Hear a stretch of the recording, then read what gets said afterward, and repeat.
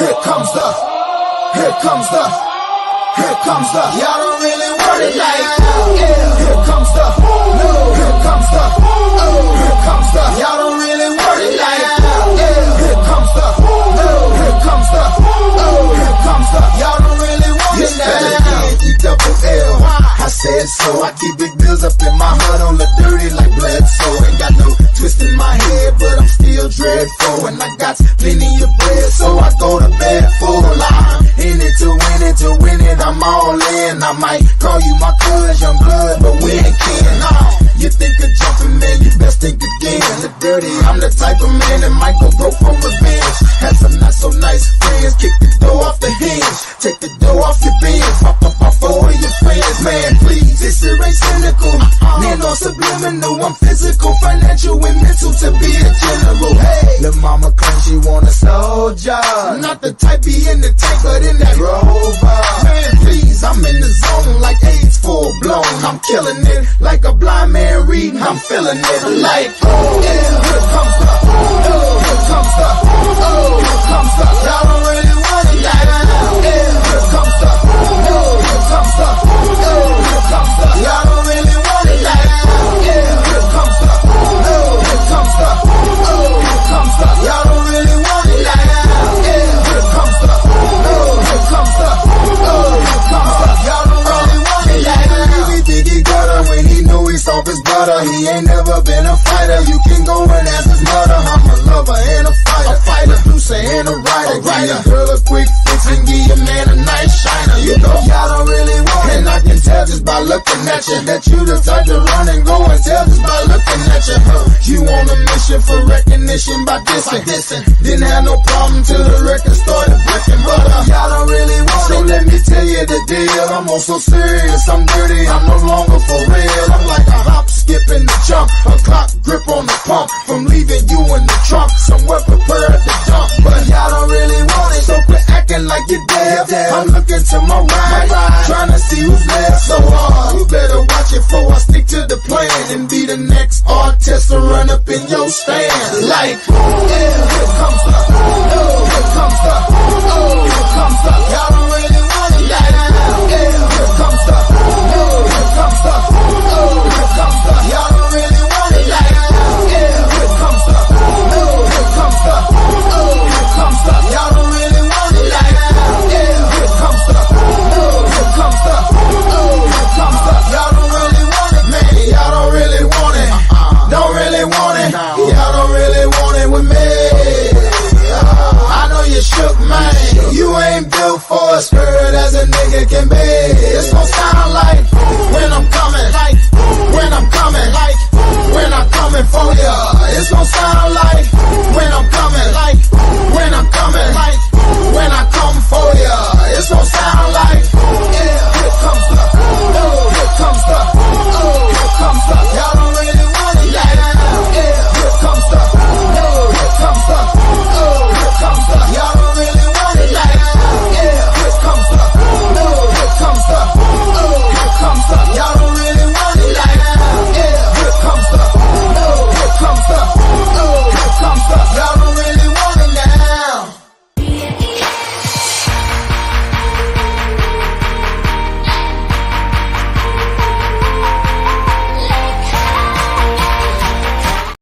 Probably help if I clip that off the end. Huh? No, turn off of us and just go to the next video. Just go to the next video. Mark, does the Jadeveon Clowney like just coming straight through the line, killing the back in the backfield, and then just like crawling over him and picking the ball up off the ground as he crawls? Does that like still hurt you a little bit? That video, that clip pisses me off. Mostly because the Brady Hoke era was just straight terrible. Like, we had more wins during the Brady Hoke era than the Rich Rod era, but I actually enjoyed the Rich Rod one better. As dumb luck would have it, I happened to be like at a bar watching that game and watched that live. It was like, oh, that was, and then they just kept showing it on replay like over and over and over again. It was a poetic justice for South Carolina because the play before that, Michigan had gone for it on fourth down. Somehow the refs called it a first down, and it clearly was not. And in the very next play, that happens. They get the ball right I back. think they pissed Clowney off. He was like, all right, then if we can't stop them on actually down in distance, then I'll I'm just get going the ball this to way. take the ball away. Well, they did it right in front of Spurrier, and he was losing his shit. So I think Spurrier was like, all right, hey, Javion, go out there, fuck him up. You know how Spurrier is. Probably something like that. Yeah. It was that call was terrible. Like as a Michigan fan, I was happy, but I was like, "This is like I'm watching." Like you see the spot, like you said, look, it was like it's the ref was like first down. That wasn't as bad as that was. It was immediately redeemed, but that call was not nearly as bad as here in Georgia with our high school state championships. The 3A championship, I think, was last Saturday, and I happened to be watching it. It was Cedar Grove and Sandy Creek, I think, and the clip has kind of gone viral. But if y'all aren't aware of it, Oh, is that the one where he like, was the dude gets the interception and No, then instead of no. running it out of the end zone, like he just throws the ball down and then the team comes and covers it on the end zone? That's not that one. The clip that came out of this game was I believe it was in the fourth quarter, and it was, I think, Sandy Creek was at the goal line. They were trying to run it into, they were going for it on fourth down. They run it right off the right guard, and he gets stopped 2 yards from the goal line, maybe a yard and a half if you want to be charitable. Goes straight down. The line judge comes running up going, touchdown. Now, here's the kicker, though. Bad calls happen, but this one was terrible. There is no instant replay in Georgia high school football. So it could not be challenged, reviewed, or anything. And Sandy Creek won the state championship on that call. Jeez. Wow. It was fucking brutal. And the team that they allegedly beat were the defending state champs who won it last year. So they were trying to go for a repeat. Defending their title, and that's how they lose it. Yeah. So now all the news here locally in Georgia is the Georgia high school athletic sports, whatever. They're now considering having replay introduced in high school football because every game has a camera on it, even if it's for nothing but scouting purposes. I mean, there's especially state championships. They're broadcast all over here anyway. Yeah. But anyway, that was I remember watching it. I was just like, this is the worst shit ever. But I thought it was so local that it wouldn't make it outside the state borders. But again, I'm also an idiot. I forget that the internet exists. And Pat McAfee grabbed it. He blew it up. He threw it on his Instagram, and I think it went just viral enough to where they're going to change policy going forward. Usually it takes something like that to get them to make a rule change. I guarantee you that referee's getting death threats. Does it exist anywhere in high school football? Yeah. Like Texas, probably. I'm pretty sure Florida and the Carolinas have instant replay because I knew nothing of this. I didn't even think that instant replay had to be like, I just thought it was a given. It's like, hey, we have cameras and it's 2022. Like, why would you not automatically have a review option available? Yeah. But apparently you have to change the rules and write it in and put it to a vote and all this other crap. And it just never came up. It's like no shot clock in high school basketball. Yeah. I mean, it took a state championship being decided for it to come up. And it's like, wow, we aren't very good forward thinkers in the state of Georgia when it comes to football. And I'm here to stand by that and prove it on a semi-weekly basis on this show.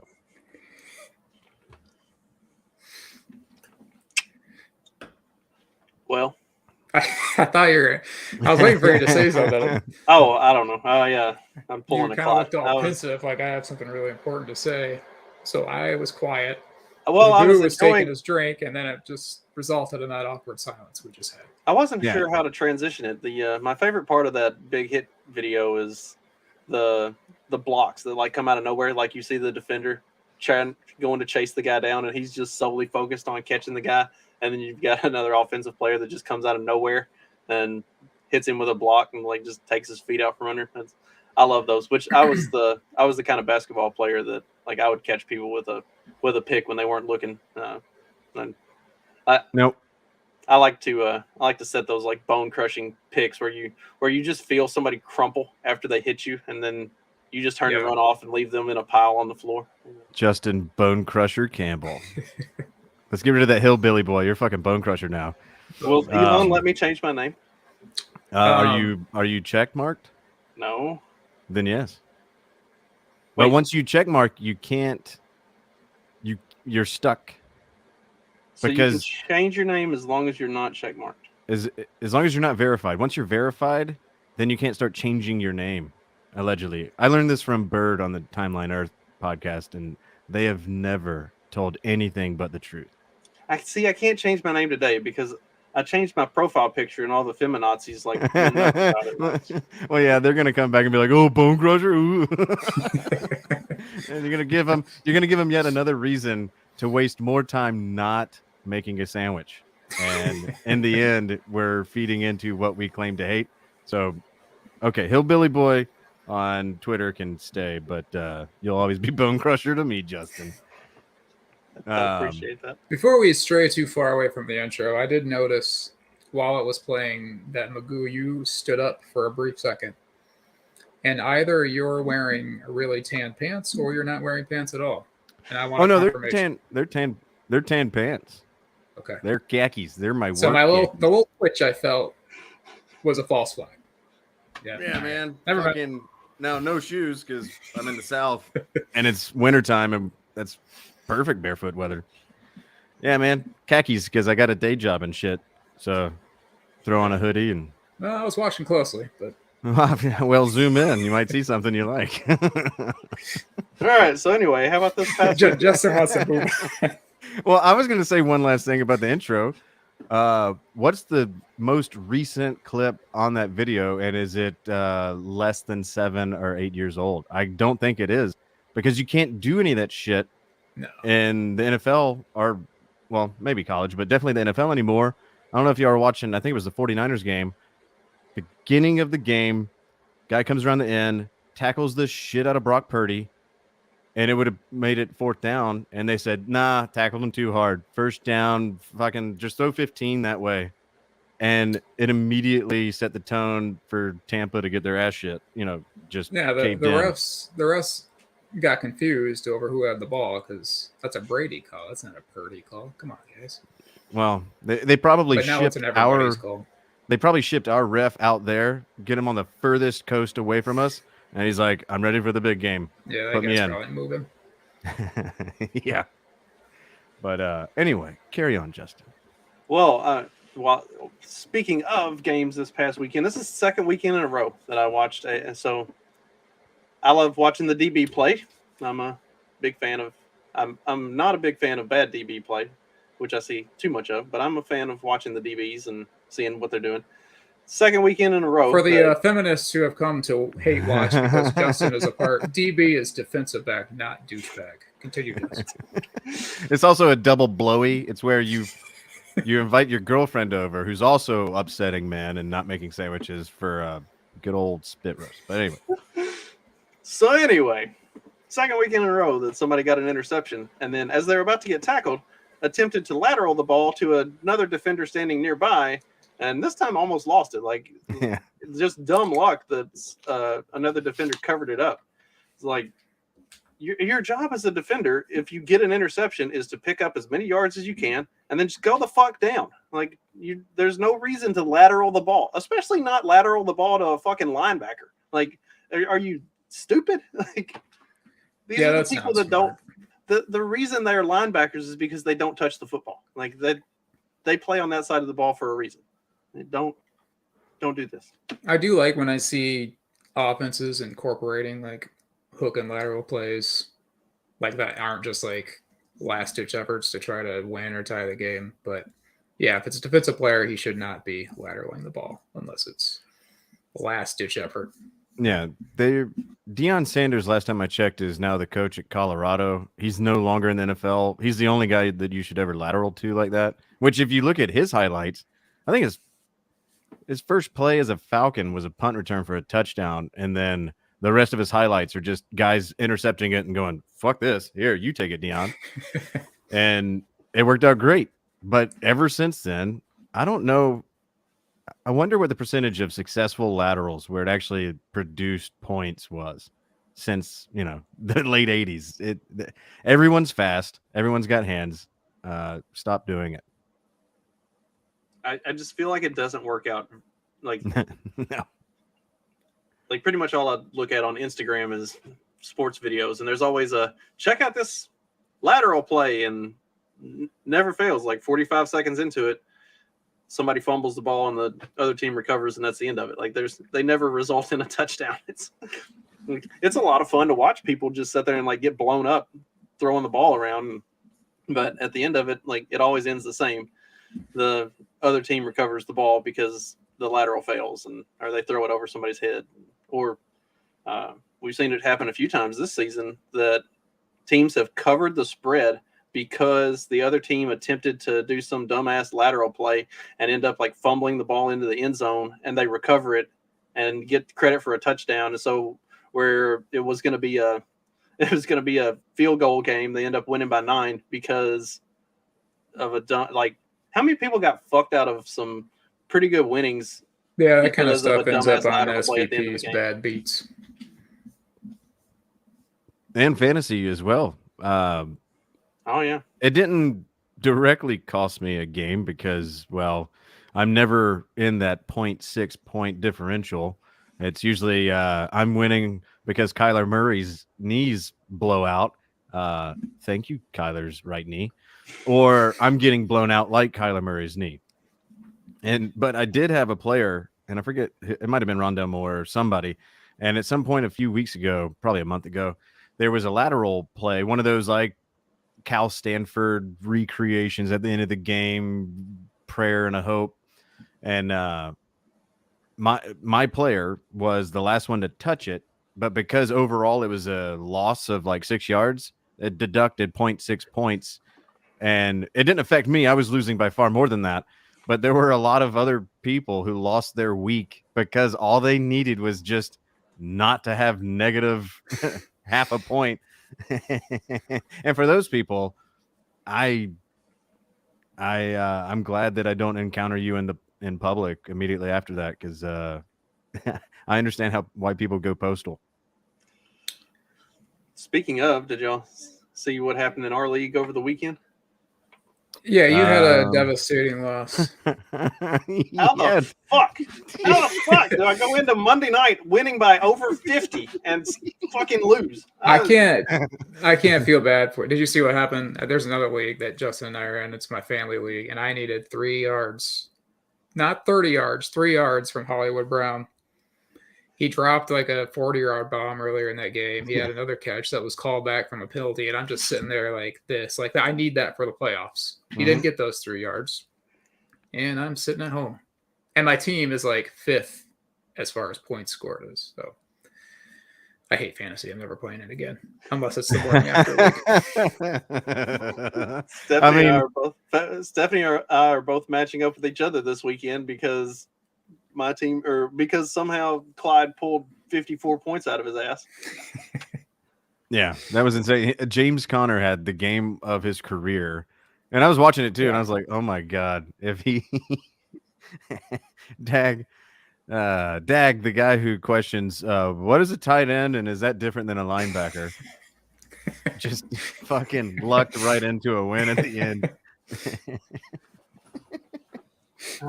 I'm sorry, Justin, but I mean, shit, dude, I lost a nutter. Like, I think I lost. Yeah, all I needed was for your bitch ass to beat him, and then I'd still be in the playoffs. But here we are. The real playoffs are the consolidation, or consolation rounds. Yeah, this is a fucking consolidation round that works too. Yeah, I get to match up with my wife again this weekend, so now we're going to find out who the real true champion of the house is. Since we split the regular season series, so we get our tiebreaker game and see which one of us is truly the fantasy king of this castle. Watch me go off and lose again. Well, I mean, the fucked up thing about it is if you look at, I mean, I like the morning after league because everybody seemed to be engaged. I don't think anybody gave up, quit, or stopped. I mean, We had the whole Clyde's hand a couple times. Like, no, buddy, it's gonna be okay. yeah, and Other than Dag that. could have easily have done it, and I don't think anybody would have blamed him. He lost like 8 games in a row.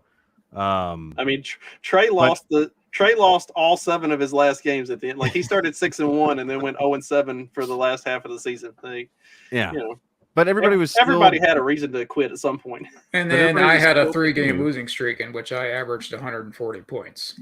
yeah. I mean, that's kind of how it goes. Like, I'm second to last place. I'm going up against Dag in the losers bracket, but I'm still claiming waivers, making moves. Like, I still enjoy it. It's fun. There's nothing worse than a fucking league where people might not even show up to draft night, let it auto populate, and then never touch their team again.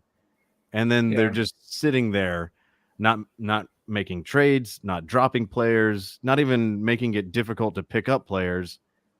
And it's just fucking like, I would rather, that makes me want to just rage quit when that happens. Like, fuck this league. If no one's going to give a fuck about it, I'm going to drop the whole team, get nothing but Jeff Driscoll and Taysom Hill, and I'll run it out the back end because what's the point? Speaking of trades, you and I probably made the most inconsequential trade Yeah. in Zach fantasy Ertz for football history. Kyle Pitts. And I ended up think- dropping both of them. yeah. Oh my God. Looking back on some of the dumb shit I did early in the year, even in other leagues, when Austin Eckler, people don't recall, he started off not so great. He had like a huge, no, that's Jonathan Taylor. He had a huge week 1, then went silent. Austin Eckler, it took him like 3 or 4 weeks before he picked up. And I was looking to trade him for CEH. And the only reason why it didn't happen is because the other guy just didn't check his phone for a day. And I was like, fuck it, I'll just hold on to him. Otherwise, and I'm in the playoffs in that league because of that, because of him not responding to my hideous trade offer. Eckler is another reason why I'm not in the playoffs in that other league, because I had Herbert. He throws a screen pass to Eckler, and Eckler's tackled at the 1. And I was like, well, I mean, I like that I got the yards from Herbert, and I would prefer him to get a touchdown to someone else here. But then they hand it to Eckler for a touchdown. So if I get that screen pass touchdown instead of Eckler's 1-yard rushing touchdown, I'm a little bit happier today, but whatever. I mean, people are probably loving this fantasy talk. Oh, for sure. It's what people want to. This is what people want to hear. They want to hear about your fantasy teams, your dreams, what it was like when you took mushrooms as a sophomore in college. They want to know all about the things you saw. Like, this is riveting shit, and I think everybody needs to do a lot more of it. All right, Mark. Same question I ask you every week. Oh boy. Oh shit. Although this week it's not a hard question to answer. Mahomes or Tua? And the matchups are what? Kansas City's got Houston and Miami's got Buffalo. Mahomes. Yeah. But The I mean, dude I would can have said Mahomes underhand it. regardless. Tua was 3 for 17 at one point the other night. Yeah. It was pretty rough. Yes, I'm aware. Dolphins have, and it's obviously not because you have them in fantasy. Because who would talk about fantasy on a fucking football show? I'm saying it only cost me winning the. I think I lost to fucking Magoo of all people. You goddamn right you did, dude. Yeah, I won't do football or fantasy talk, but I will say this: Mahomes. Yeah, Tennessee's defense going negative didn't help me either. Yeah, thank you. But Mahomes can underhand it just as a knee-jerk reaction for a 55-yard touchdown, just because it's Mahomes, and that's what happens to him. Like, nothing bad happens to the Chiefs anymore, and I don't understand it, because the Chiefs used to be like the Falcons. They used to be the laughing stock in the NFL for like 20 years, and I want that Chiefs back. Might have had something to do with the fact that Herm Edwards was the coach. People should talk about Kelsey as MVP, because I mean, they lose Tyreek Hill and the offense is still humming along. Obviously, Mahomes is the driver of that offense, but Kelsey is, and I don't want to say he's underrated because he's probably properly rated, but that dude's a beast. I'll never understand how somebody that big and that white can get that open in the middle. It's like the ultimate safety blanket. You just put him out, like go between the hashes, 30 yards away from me. There won't be anyone near you. Trust me, it happens every week. That's the Kelsey play. Just go in the middle and then I'll just throw it to you. Like I'll probably be running around doing figure eights for about 34 seconds to attract some attention away from you. And then I'll just chunk it to you and then just start running over people like they're small children. That's the Chiefs. God, I'm jealous of them. We used to do that with Tony Gonzalez before, he got old. Happens. Yeah. There's a You watch fun the- highlight reel. Watch the Bucks. You see There's a them fun all the highlight time. reel of Gronk, like Gronk in his prime, when he would just like catch the ball and then put his hand on a guy's shoulder pads and pick him up and carry him with him as he ran down the field. Come on, you're going to want to see this. It's really fucking sweet when I get in the end zone. I'm gonna spike the ball and then I'm gonna spike you. He's probably laughing the entire way too.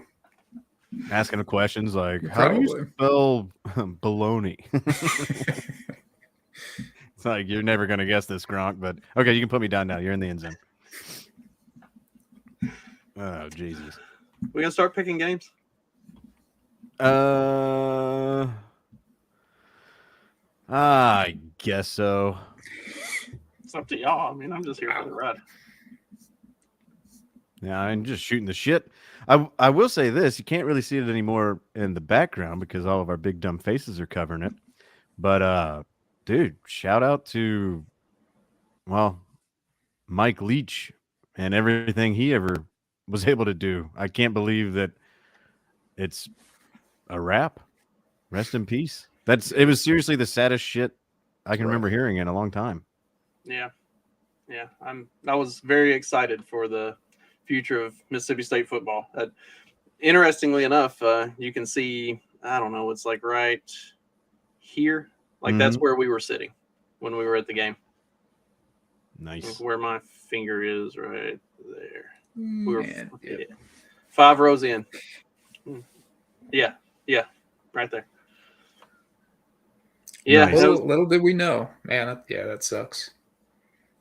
It's rough. They said, what was it, massive heart attack? Mhm. I mean, you hear this shit so frequently these days. It's hard to not go straight there.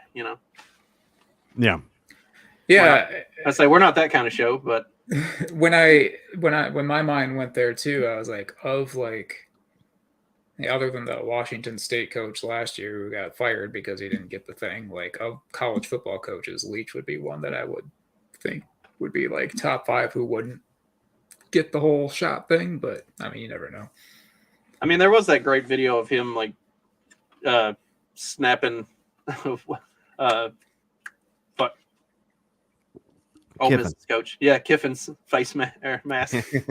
While his mask is not barely even on it. pretending to cover a nostril. Barely on his face, snapping Kiffin's mask off of him. It was funny. Yeah, he would cross me as one of them that wouldn't do that, but who knows? I mean, Yeah. when you're making that many millions of dollars, you may be willing to. Yeah, I could see him doing both sides of it, just being like, well, I mean, I'm coaching football. This is what I want to do, and I want to be able to do it or whatever. So, Well, he was also interviewed when he was at Washington State, and it's kind of like a trite question, like, what do you want to be written in your obituary? And he was like, what do I care? I'm going to be dead. I could also see him saying, whatever. Like, who knows how much time I got left? Like, yeah, throw it in me. Because I don't even care. Like, I death, life, whatever. I'll take whatever's next. I don't think he was a guy that ran from death or was scared of it or lived in fear of really anything. He didn't really strike me as that type. So I could see him being like, throw it in. Let's see what happens. we'll go from there. I'm up for a challenge. But anyway, I didn't want the whole show to go by without at least acknowledging how bad that sucked. Because you don't have to be a Mississippi State fan, Washington State fan, a Texas Tech fan, or or have followed every step on his journey, Oklahoma, Kentucky, Valdosta State, all that stuff. You don't have to know everything about the guy to have an opinion on him based on very brief moments where You just see a sound clip of him. Ah, it is Mets. I was wondering what that was. I was trying to figure that out too. He's running his coffee maker or something. he's running his grinder, and this time I am talking about coffee. But he's not even here to defend himself. Fuck it. All right, here's my 60 seconds on Mark. Well, so that was like what Matt was saying in our group chat. Yeah, he said he's always been a big fan of Mike Leach, even though he's never been a fan of Leach's teams. He's always been a big air raid guy. If you weren't a fan of Texas Tech in the late 2000s, then you just didn't like football, because that was some of the most exciting shit. Michael Crabtree was one of the most entertaining college receivers ever. Like, I mean, just every time he was on the field, it was electric, and you knew he was going to like make some ridiculous one-handed catch where he barely got his pinky toe inbounds before he, fell out and get a touchdown, and then jump up and like spike the ball and start talking shit to the DB that was covering it. Like, he was always going to be like over the top, like highlight reel. Like he was T.O. and Randy Moss and all of that for the collegiate game at the time. Yeah, fuck, he got the cover of NCAA 08 or 07, whenever it was. Yeah. Quite the coaching tree from Leach. Yeah. You got Bob Stoops, you got Lincoln Riley. I mean, I would say Kingsbury. He's overrated at this point, but Kingsbury, Mark Mangino, who was the most successful coach at Kansas until this year. I can't remember the guy's name there, but he was pretty good at Kansas, which is saying a lot. Mm-hmm. A lot of good coaches come from Leach's tree. Yeah. No, it's surprising once you start looking back at it, because, he got his real start in Valdosta, here in Georgia. And then, Kirby's from there, people. And then not only the coaches that have name recognition, that you can directly go, I know who that is. I didn't know that he came from this, but it's all the players that he had that played underneath them, and who knows where they went. And like, if you really connected it, I mean, think about it. There's like 85 kids on a roster every year that if a coach is coaching for 20 years, I'm not going to do the math, but there's probably a lot of fucking people out there that you wouldn't even connect that dot that he had some effect on.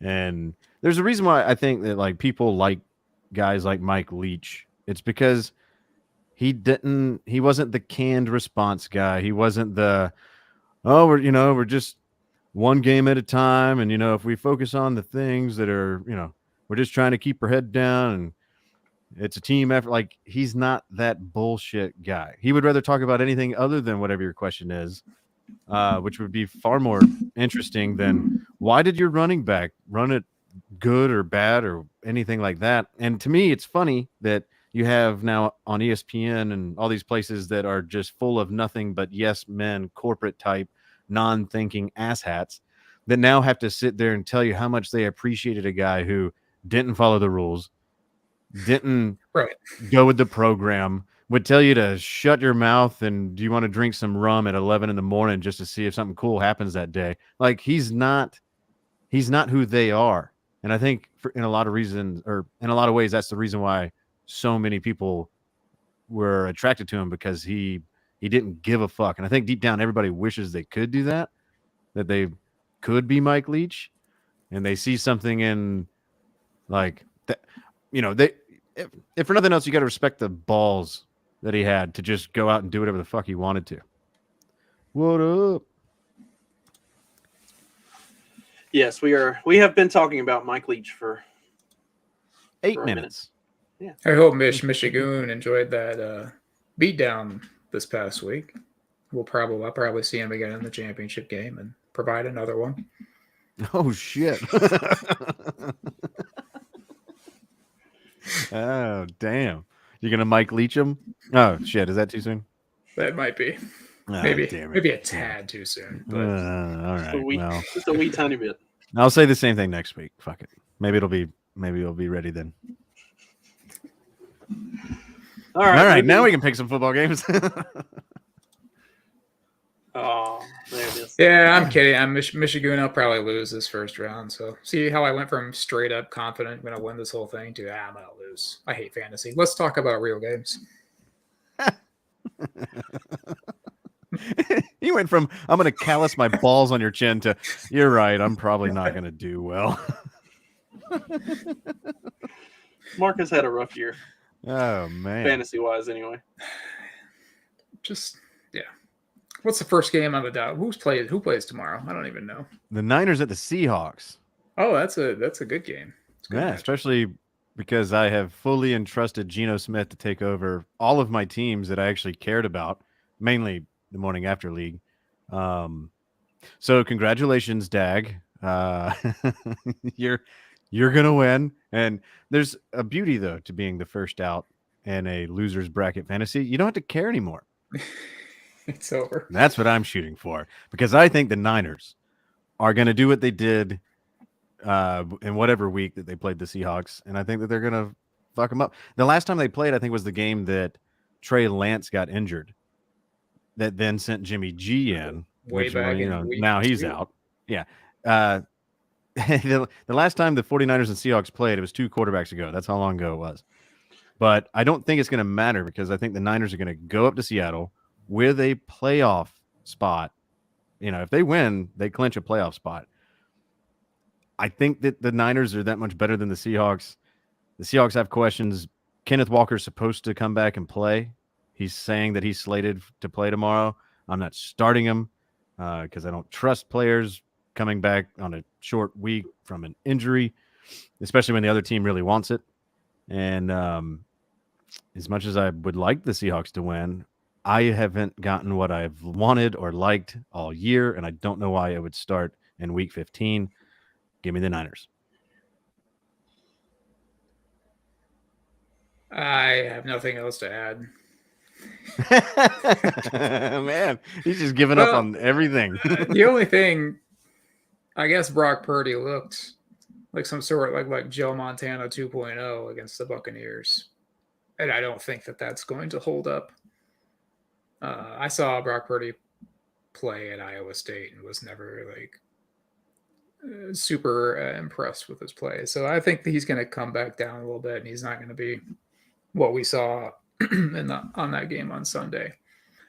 That said, I think he'll do enough. He doesn't have to outplay Geno because he's got the better weapons around him than Geno does. So I'm going to pick the Niners as well. And I think Debo's supposed to come back as well. It says he is.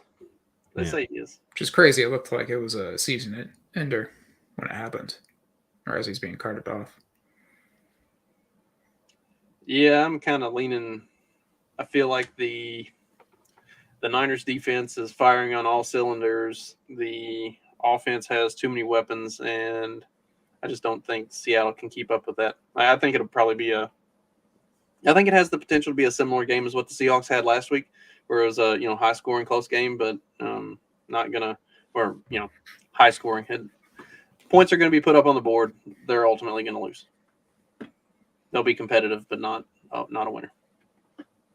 Yeah. Geno played like absolute ass last week. He was just straight up just chunking it right to the Panthers of all teams. How the fuck they lost to the Falcons at home earlier in the year? We're dog shit. And then the Panthers, equally, if not worse than the Falcons, does the same exact thing a month and a half, 2 months later. Goes to Seattle and just for no good reason wins that game. Mainly on the back of their defense. Tell me when this was that an away game for the? I was gonna say, if that was an away game for Seattle, there was some research that was done on that several years ago about the West Coast teams traveling to the East Coast and playing. I think it was in early games. It really affected how the West Coast teams played when they traveled all the way across country and had an early game. But I don't know. I don't think there's anything that in going the opposite direction. So. No, they were at home. Seattle was at home getting throttled by Carolina. Bigger picture for the Niners. If it came down to a playoff matchup between Niners and Philly, even in Philadelphia, with Jimmy G, I think I probably would have picked the Niners because I just like the makeup of their team. But now that it is Brock Purdy, I guess for the rest of the season, are they still a Super Bowl contender? Not in my book. I mean, I see them as no different than the Buccaneers, where they're likely going to win their division. They're going to host a playoff game. They're probably going to win that first one, get to the second round, and lose. Or maybe even lose at home in the first round to a wild card team. Because I agree with your sentiment that, I mean, I thought Brock was fine at Iowa State. They won a lot of games that traditional Iowa State games or teams would have never even been in. And I think a lot of that, he was a quarterback. He had something to do with it. But just like anything else in the NFL, you get more than 3 weeks of game film out there against other good teams, and they will smoke your ass. Like they will have you schemed and game planned for where you won't know how to respond. And I don't know when that's going to happen for Brock. I don't think it happens this week, but I see them in a similar but opposite in a way role as the Buccaneers. They're going to have a good record and a good team, but I don't think they're cut out for longevity in the playoffs. Yeah, Michigan, I agree. I hope so, man. I agree with Michigan. I would love to see this matchup. When is the last time? Was it like 1992? Was the last time the Lions won a playoff game? Is it something like that? Yeah, it was a Barry Sanders team. So sometime in the 90s. 92 probably is right, and that's the only one they've won since like 91. The 50s. Since the 50s, yeah. Yeah. And they had they had Dallas on the ropes in like 2014, and that's like the closest they've had a playoff win since then. What's going on, Matt? What is up? What's up, Matt? That was a much longer call than I expected it to be. You have missed absolutely nothing. I figured. lot don't of start till I get talk. here. We paid tribute to Mike Leach. Oh yeah, did our thing. Man, fucking bummer. Yeah, that was that ruined my day. Mm-hmm. When I heard that he'd had a heart attack, I was like, no, not Mike Leach. I've been holding out hope that Mike Leach was going to be an NFL head coach someday, and my team allegiances would be switched immediately. And as he was getting a little older, I was starting to realize, yeah, it's probably not going to happen. Once you went to Mississippi State, I was like, yeah, you don't see many guys start an NFL career as a head coach in their 60s. So it's probably not going to happen. But I don't know. I just didn't. Now it's officially not going to happen, and so that's a bummer. We hoped for Mike Leach and had to settle for Cliff Kingsbury, unfortunately. The world is cruel. Oh, that is the worst. We did just pick the game that Matt may have the most interest in. So yeah, we're only on the first game. We're still that's funny. So not knowing what you guys picked, I haven't actually thought about my picks yet on basically anything except that's for the best way to do Saturday it. slate. Yeah, I just shoot from the hip. But my gut tells me what's the line on it here? San Fran by 3. And it's in Seattle? Yeah. I wonder if the ghost of shitty Thursday night games creeps its head back up, though. That's what I'm kind of hoping for. I'd be kind of surprised. I think it's probably going to be a pretty good game, but I'm surprised that San Fran's only laying 3. That should probably give you an indication of where I'm leaning. You think Pete Carroll has something in store for Brock? No. Damn it. No. I think it's going to be very competitive, and it wouldn't shock me if the Seahawks won, because these Seahawks 49ers games they're always barn burners. You kind of never know what's going to happen. But I think that the talent gap here is significant. I think that the Seahawks definitely have the better quarterback, but man, that 49ers, speaking of Mike Leach, that 49ers scheme, it's not air raid per se, but the philosophy that Mike Leach had, have a few things that you do better than anybody and then just do them over and over again and put defenses in a blender while making things really easy on your quarterback. I mean, it's the most quarterback friendly scheme in the NFL, I'd say by far. The only contender to me would be Miami, which is, philosophically and schematically very similar for obvious reasons. Mhm. So that's why you can have Mr. Irrelevant come in there and look fantastic. I don't think that the Seahawks are really going to give them much pushback at all, because the Seahawks, they are the worst run defense in football right now. I haven't looked at the numbers, but over the last few weeks, they have been getting absolutely throttled. They cannot stop the run whatsoever. And it's not really a talent issue, because, I mean, this last week, Al Woods went down, and he's their nose tackle. He's a gigantic mountain of a man. So that made things a lot worse. But they were already getting run over to begin with, and they'd been getting run over with him in there. It's the Seahawks are in the middle of changing schemes, kind of. They're basically pivoting to a Vic Fangio scheme. And so their run fits are different, and their personnel is kind of caught in no man's land. And it's just kind of a tweener year, and they really just lack talent up front. So I think that San Fran is going to have no problem putting up points on them. And then San Fran's defense is probably the best defense in the league. So the Seahawks are going to have their work cut out for them to put up points. It strikes me as the script is going to be fairly similar to the game against the Panthers, where 49ers are going to score first. They're going to get out to a lead. The Seahawks are going to score. The Seahawks are going to be able to put up points, but they're just not going to be able to keep up. And I think that it's probably going to be at least a 10-point game by the end of it. So I hope it's not, but that's what I'm expecting. Yeah, the game that the Seahawks had this past week against the Panthers is exactly what I was anticipating them to be having this coming week, where Geno's throwing picks. And when it's against the Panthers, it seems, inexplicable. It's like, how are you doing this? You put a 49er logo on their helmet and, gold pants and a white jersey, and it's like, oh, it makes total sense. They're really good. But the fact that he was playing like that against the Panthers gives me little to no hope that he's going to do anything right this week, because the Niners are playing for a playoff spot. They win this week, they clinch one. And I think when you dangle a carrot like that in front of them, it ain't going to be good for the Seahawks. Yeah, this will decide the division. This game will decide the division. I mean, if the 49ers win, they clinch the division. If the Seahawks win, then the division is still open to them. They won't clinch it, obviously. What's the Seahawks are 7-6, I think. Mm-hmm. Why does it say this? Oh, I've got it sorted by something else. So Seahawks are 7-6, 49ers are 9-4.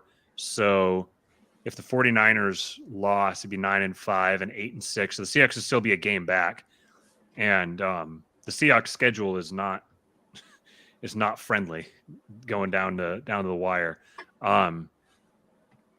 The one of the picks that Geno threw was 100% not his fault. The second one was just the biggest bunch of bullshit I've seen in the NFL. There was two, maybe three. That's saying a lot too. Yeah, there was two, maybe three Panthers defenders that jumped clearly offside. He hard counted them. They jumped, and that's the only reason they snapped the ball, was because the guys jumped offside. So they jumped, they snapped the ball, the guys kept coming, so he has guys bearing down on him. So he chucked it. He just chucked it into triple coverage or something like that, because that's what you do when you get a hard count. They jump offside. Yeah, you get And a free play. you get a free play. He'd done it earlier in the game. They got in a free play, and he completed a deep pass for a big gain. And so that's what they were expecting again. They wouldn't have snapped the ball if that's what he said. They said afterwards the only reason they snapped the ball was just because the guys jumped across, and nothing. I don't know how you miss something that blatant. It was very clear that the guys were, you could see him clearly jump. The whole line jumped forward. And so that's the only reason he threw that pick. And really, the game kind of turned on that, because the game was kind of up in the air to that point, and then that happened. And then the last decision was just, I got to get a Seahawks rant out here. Pete Carroll fucking punted with like 4 minutes left in the game, down by, what were they, down by 10? Or they were down by at least a touchdown, and he punted with like 3.5 minutes left in the game, after the previous 2 drives had been nothing but the Panthers running at will and the Seahawks being completely incapable of stopping them. I have no idea what he was thinking. Like, we're going to get a stop when we haven't been able to, and then and they needed 2 scores. It was just completely inexplicable. It reminded me of why I spent the last several years in a love-hate relationship with Pete Carroll. But yeah, they were down 27-17 with less than 7 minutes to go in the game. Yeah, and they punted. Mm-hmm. Yeah. Where does it say where were they at on the field? No, I'm just looking up the box score and then putting together the Panthers scored with 6:57 left to go up 27-17. Then they scored again at 1:56. So in that block right there, because I remember what you're talking about. And I remember it had to have been in that grouping of time, because after that they're down by 13. Oh yeah. Okay. So they punted I was able to look it up here. So they punted down 10 at 6:28 left in the game. So they went 3 and out after they gave up a touchdown. Yeah. So they gave up a touchdown, went 3 and out, punted from the 27. So I mean, normally you punt there. 4th and 8 at the 20 at your own 27. That's normally a punt time. When you're down unless you're by the 10, Lions. Yeah, true. Yeah. Oh God. Yeah. When you're down by 10 and you cannot stop the other team running the ball, you can't punt there. You're conceding the game. So the 49ers, they were able to go down and held them to a field goal. But then they went and scored a touchdown. They just ran out of time. So that's what I've watched this game happen so many times over the last several years. I tweeted out after this. I said something about that sequence of events, and I said, I guess trading away Russell Wilson doesn't solve all your team's ills, because that's like the whole narrative in Seahawks world now is that Russell Wilson was holding Pete back is what was happening, and Pete was actually secretly the quarterback whisperer all this time, and he just needed to get off of the millstone around his neck that was Russell Wilson. Yeah, let Pete cook. Oh, God. Yeah, right. Hold up, he cooking. Cooking up a 3 and out and a punt. Just wait. Okay, let's talk about something less painful. Colts Vikings. It's pain for one team. Let's say that's going to be painful for the Colts, I think. I don't know.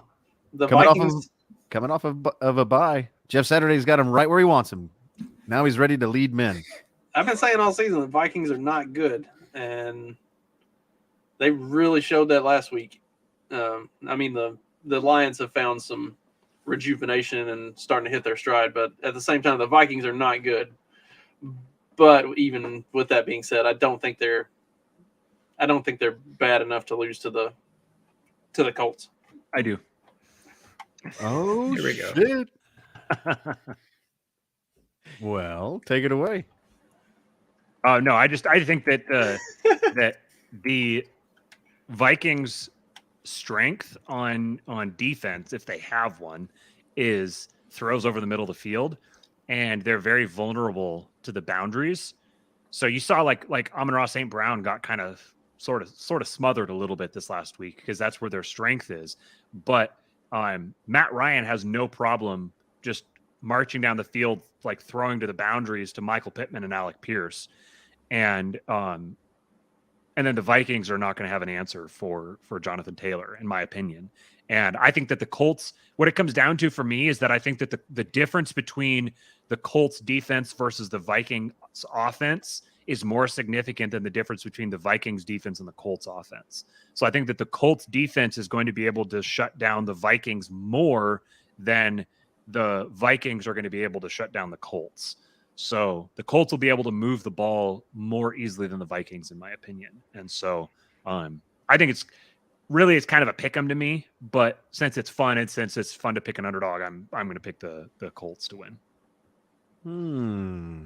You know, for the longest time, I've been not wanting to hear this whole Minnesota is not as good as their record.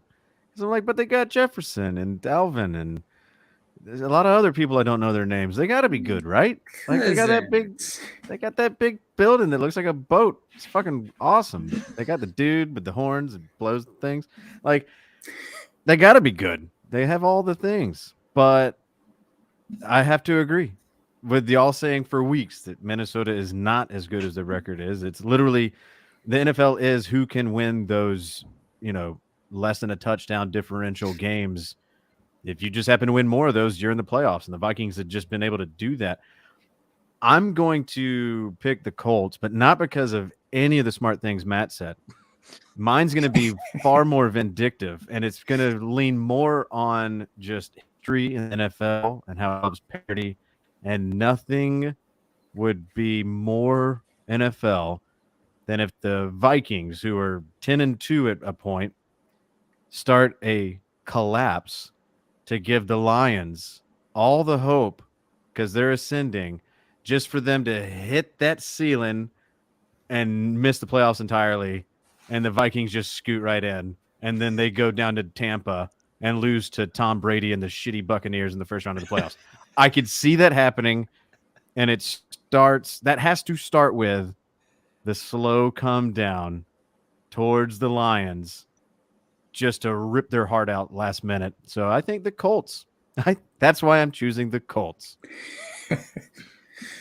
You make me want to choose it just for that reason alone too. But I got no, don't do it. Matt Ryan almost bounced a swing pass. I'm never gonna let that go. So Matt Ryan bounces swing passes, and Kirk Cousins throws off his back foot like 90% of the time.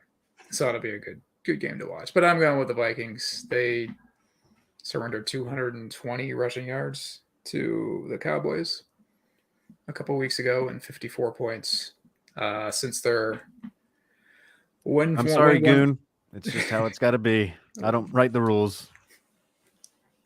Their win one for Jeff Saturday game against Las Vegas was 4 weeks ago. Since then, they have failed to score more than 17 or more than 19 points. And I'm going with the Vikings. I think Jefferson had a big game last week against the Lions, like 220 yards, but he didn't get a touchdown. So I think this week he goes for less yards, but 2 touchdowns. Damn. So next game, Baltimore-Cleveland? Well, I take it you're choosing the Colts? I said Vikings. Oh, fuck me. Sorry. Matt Ryan bounces swing passes. I'm not picking that guy. If they have the other guy as quarterback still, then I would consider it. But I have thoughts on the Lions, but I'll address them when we get to them. Yeah. It's going to be Matt Ryan. He's going to lose. Okay. Next one I have to say, just topically here, if you watch that game, the Cowboys and Colts, it was actually going into the fourth quarter. It was a 2-point game. I didn't. The Colts were hanging with them, and then it was just fucking bukkake. They just absolutely desecrated their corpses for the rest of the game. Yeah, it was like 33 points in one quarter. Yeah, their defense they assaulted everyone on the field repeatedly. Basically, the Cowboys were playing Madden at that point when they turned it down to easy mode. Yeah, they were playing blitz while the Colts were trying to play Madden, and they were just getting fucking thumped.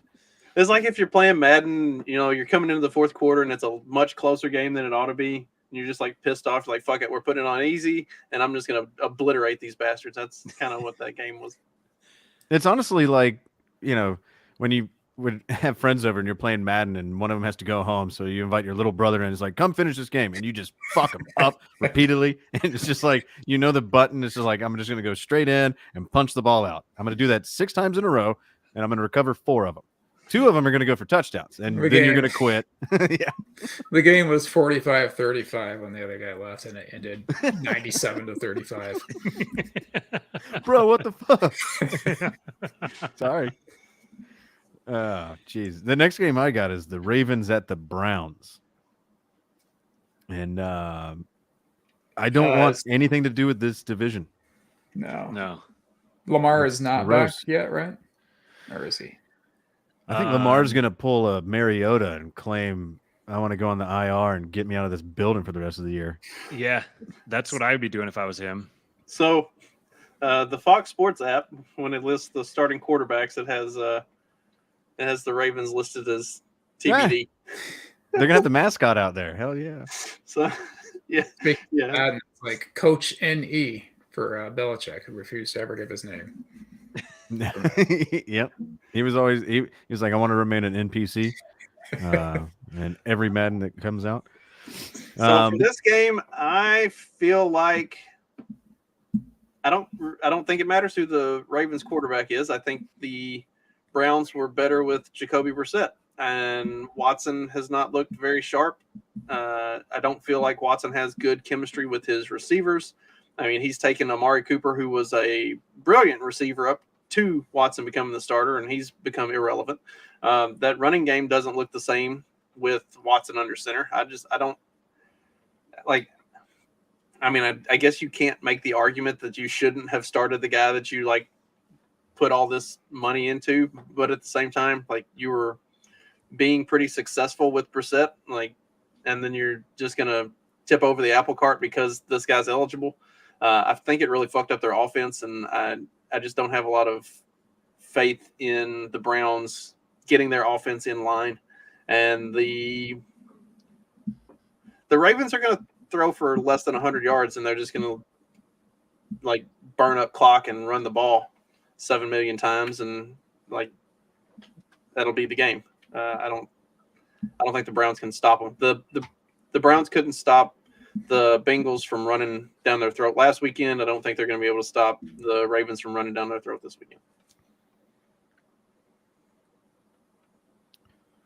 I'll say that the only team that has a crueler fate in front of it than the Detroit Lions are the Cleveland Browns.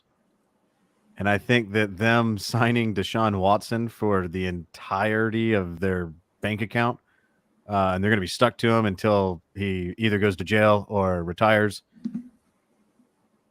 I think that they are going to lose this game only because I totally agree with everything you said, Justin. I don't think Deshaun is a good fit for this team at this point in the season. They should have just they should have just said, cool, we'll see you in 2023. Not that Jacoby was leading them to a playoff berth, but I kind of feel bad for the guy. Like, he was playing his balls off and wasn't doing poorly. As poorly as I think that a lot of people would have maybe given him, like, enough rope. Expected to. So the Ravens don't even have to have a quarterback. They beat Pittsburgh. I said last week in the comments, I see this has 13-10 written all over it. I don't think this game has that, because I think the Browns can beat you by running, but I don't think that they're going to do that because Deshaun has to be the guy. And because he isn't that guy yet, he's going to cost the Browns the game. It's the only reason why I think the Ravens are going to win. They're going to win by 2 field goals. I don't know what that number is going to be. That's 6. I think that's what it's. Well, I'm saying like 31-25 or whatever. I don't know what the score is going to be, but good catch.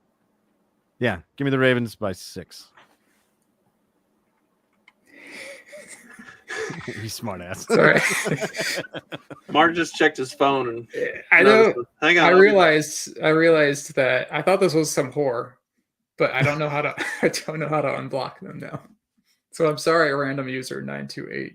I got it. I'll fix it.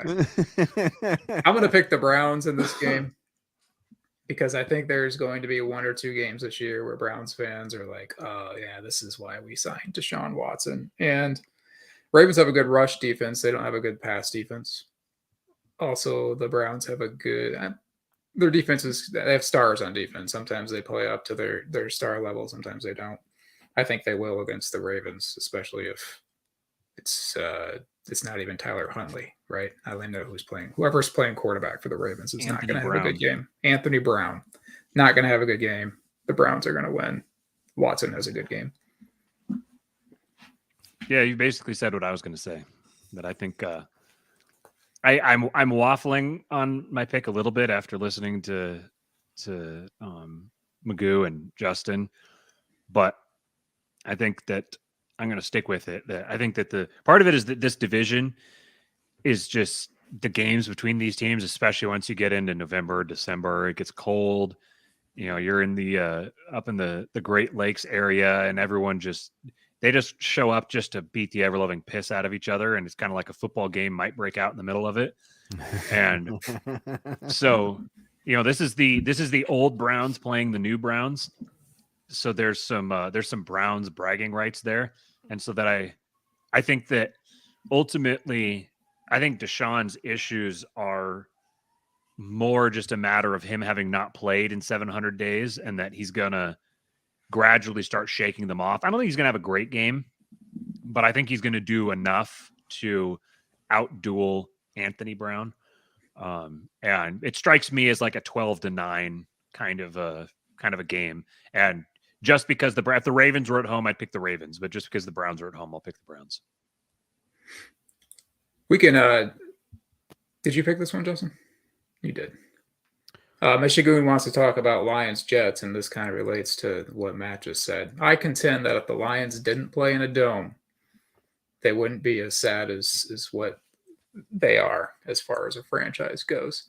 Because playing outside in the Michigan weather would toughen them up, and you get some nice home wins against teams that come in as favorites from the more warmer climates. Like New York, where the Jets are. Yes. Or New Jersey, if you want to be a dick. And I think the Jets slide is going to continue. The Oh, Lions are hot. I apologize to Dan Campbell. I came in here for like 5 straight weeks and said he needed to be fired. And looks like I was probably wrong about that. I try to like pride myself on not being an emotionally irrational person, but when it comes to football, I just can't help it. Michigan will be down 3-0. I'll be calling for Jim Harbaugh to be fired. But Dan Campbell should stick around. I like the way the Lions are playing. He's got some big old balls on him. Goff is playing well. I'm picking the Lions over the Jets.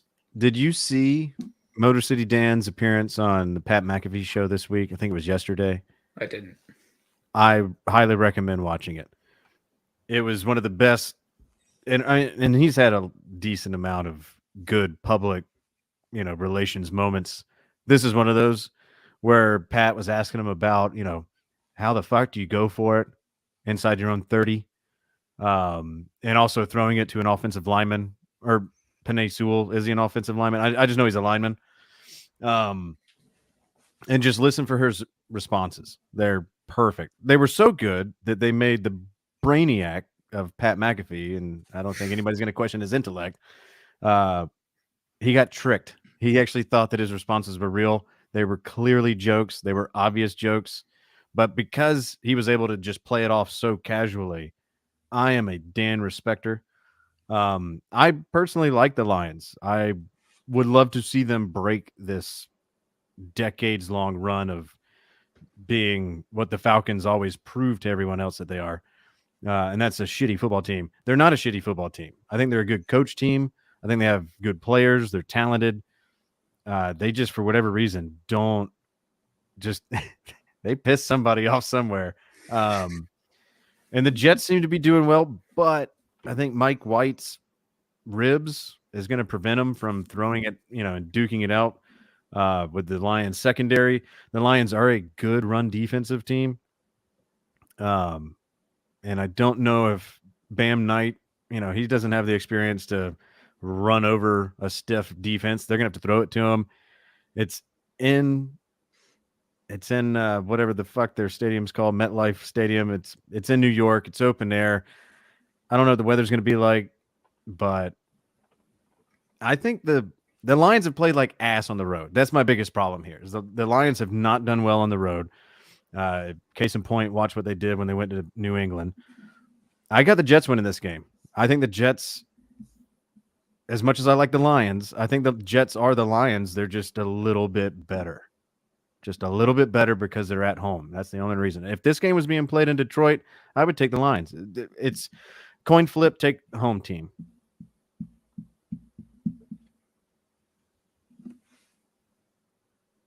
I agree. Just kidding. I don't agree. I was just trying to fill the space because obviously what I said before Awkward this. silence. Well, I'm trying to see if Mike White is playing or not. He is. Okay. That's what everything, Mike White has said he's playing. He has a couple Everybody. of broken ribs, so it's basically a pain tolerance issue. Mhm. So I think that the odds are fairly good that he gets absolutely cracked in the ribs again and it just can't keep going. And then it's going to be the Joe Flacco show. I don't actually know. I think I heard that Zach Wilson's going to be the backup again. So then it would become the Zach Wilson show again, Oh, which boy. I think would be not a good Which is thing. entertaining. Yeah. Very, very different kind of way. This is my favorite game of the week. This is the one I'm looking forward to the most. I am balls deep in the Lions. I think they are such a fun team to watch. Their offense is legitimately elite, and their defense has suddenly come on just in the last 6 weeks or so, especially their run defense, which is bizarre because for the first 6 weeks of the season, this is their versus running backs. This is the Lions throughout this season. So first week of the season against the Eagles, 22 attempts, 126 yards, 3 touchdowns. The Eagles obliterated them. Next week was the Commanders, 17 for 37 and 1. So who's that? Who are the Commanders? oh, sorry, the Redskins. Sorry, I'm reading. And then but they also the Redskins running backs had 9 receptions for 67 yards. So they still ate. Week 3, Vikings, 24 carries, 124 yards, 2 touchdowns, 3 receptions for 31 yards. Week 4, Seahawks, 25 carries for 180 yards, 2 touchdowns. Week 5, Patriots, 29 carries, 172 yards. Yeah. Week 7, Cowboys, 27 carries, 140 yards, 2 touchdowns. Then things started to change a little bit. Dolphins, 20 carries, 81 yards, 1 touchdown. A little less. Packers, 21 carries, 66 yards, no touchdowns. Bears, 19 carries, 94 yards, no touchdowns. Giants, 18 carries, 35 yards, 1 touchdown. Saquon Barkley. Bills, 17 for 79 and 0. Jaguars, 14 for 60 and 0. And then, the crowning achievement now, the Vikings, 17 carries for 22 yards and a touchdown. Somehow, I don't know what changed, but the Lions went from the Browns to the Ravens, essentially. They shaved a good rushing amount per week off. They shaved 120 yards. If you could get 120 yards a game, you're doing something. Right. And they removed that. Right. So to me, what I see here is that the Jets who want to lean on Zonovan Knight. I don't know if they're going to be able to do that. So it's going to come down to Mike White's arm. Now, I do think that Mike White's arm is enough to keep the Jets in this game because, Kirk Cousins just threw for 500,000 yards against the Lions. The Lions will give it up through the air. So I think part of the sacrifice here is that they've done something where they're not giving it up on the ground, but they're giving it up through the air. But the Lions defense or Lions offense is legitimately elite. And this is even with Jameson Williams only playing. He played 2 snaps his first game. He played 6 snaps this last week and caught that deep touchdown on a massive coverage bust. So, what is this now? He's going to play 18 snaps. So if he plays 18 snaps, I think he's probably going to catch a touchdown. I think that the Jets defense is one of the best in the league, but I think that the Lions offense is also one of the best in the league. And this is right now on betonline.ag. It's legitimately a pick 'em. And that's how it is to me. Over under a 44.5. To me, this strikes me as something that's going to go under. I don't think that it's gonna 44.5 seems like a lot of points for these two teams. But I've been sitting here talking, trying to decide what I'm going to call because I really like both of these teams. I'm going to take the Lions. I think that what we're watching here is I think the Lions are going to win out and make the playoffs, and they're going to bump the Seahawks. That's what I'm anticipating here, that the Seahawks are going to lose to the 49ers, and the Lions are going to beat the Jets. And then suddenly the Lions have the leg up, or suddenly the Lions have an angle here. And then the rest of the Lions' schedule is not difficult. I don't remember what it was, but I remember it's not hard. You throw $50 on Alliance who won the Super Bowl. It's a pretty nice payout right now. I heard someone did that recently. Did they? Yeah. Yeah, So I wouldn't completely rule it out. It kind of gives me some like what was the year the Giants where there's the year the Seahawks lost to the Steelers. The Steelers were a wild card team. That was backed their way into the 2005. playoffs. 2005, yeah.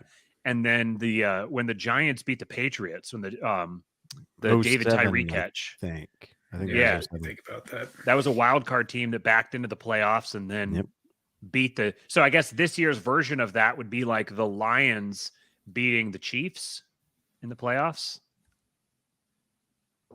Be a hell of a Super Bowl. Yeah. Well, and As far as Jameson Williams, I mean, if he's going to come in for 18 plays, Jameson Williams just running 18 go routes still opens up that offense immensely. before Justin weighs in, I immediately got to retract my pick. I cannot pick the Jets because it flies right in the face of my entire reason for picking the Colts. The Lions have to win this game. And I'll even back it up and make it sound like I really believe what I'm saying. I think Mike White's ribs, I think they'll inject him with the feel good, and he'll air it out early to try to get a good lead. And then once that wears off and he takes a couple of hits, it's game over for him. And he's going to have to leave the game. They're going to throw in one of their other quarterbacks. They're not going to be able to get it done. You can't run against them. And Detroit ends up edging them out because, I mean, they have 3 deep threats easily with Amon-Ra, DJ Shark, and Jameson. And Josh Reynolds too. Josh Reynolds can get deep. So you pick your poison. And then if none of those are open, throw it underneath and watch Swift do his thing. So it's like, I agree. I like the. Obviously, I don't need to go back and forth and tell you why I like the Jets and their makeup and their team and all that. But the Lions have to win for this whole storyline to do its thing. So fuck me and my own fiction. All right. It's all you, Justin. I don't have a lot to add. I'm going with the Lions on this one. I think they've found something, and I think the Jets are kind of going in the other direction, especially with the quarterback situation, with Mike White being banged up, Zach Wilson being whatever the fuck, and then like your last ditch effort is Joe Flacco. That sounds terrifying. So there you go, last Goon. week what happened with Mike White came out for a play because he got his ribs obliterated. Joe Flacco came in, immediately sacked and fumbled. He had one snap. It was a sack, fumble, gave the ball away, went back out. Next drive, Mike White was in. Which is so odd because when Zach Wilson was, hit or miss early on in the season, and maybe it was even the preseason, and Flacco came in, he did fine. Mm-hmm. Like, in fact, it was like, thank God we have this stabilizing element in our quarterback room because we never really have to worry about it getting too out of balance and the wheels falling off of this thing because Joe Flacco is the Matt Ryan to the Jets, except he was never going to be asked to start. He was supposed to be the calming influence with this young quarterback room. And he's the one you throw out there. And it should have been his ribs that got broken because he's old and he sucks. But no, it has to be the flashy, fun, just throw the shit out of the ball guy. So there are three 3 Saturday games this week. I just realized that we're into Yeah. Saturday football season. We talked about 2 of them. 2 of them, but not we got the big one. Not the prime time game. Not Dolphins and Bills. And I will leave all of the long, well-reasoned breakdown to Matt and you, Mark, if you are so inclined. I'm just going to say the Dolphins playing in Buffalo in December at night when it's the coldest, much like the Packers when we get to them, it's just not going to fare for the visiting team.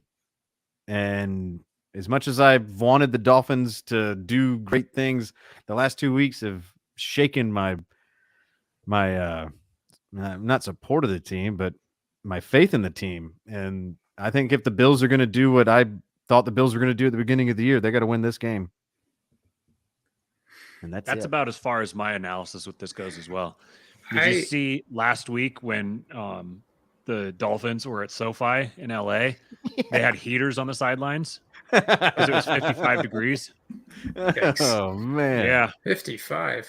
I get the sense that the Bills are going to be getting their revenge for the September game when it was like 120 degrees on the Bills sideline and it was like a nice brisk 85 on the Dolphins sideline. Yeah. Sounds like turnabout's fair play. You remember a couple of years ago, there was this young wonderkind head coach who was just a brilliant offensive schemer who was just tying defenses in knots. Whole team just was like a juggernaut out of nowhere. Defense was even pretty decent, made a deep playoff run. And then after a couple of years, it became pretty clear that it started out that his quarterback was who previously his quarterback was kind of like seen as a bit of a bust. And all of a sudden he came out of nowhere and he was playing really well. They just seemed to have great chemistry. But then it just seemed like they just weren't getting along very well.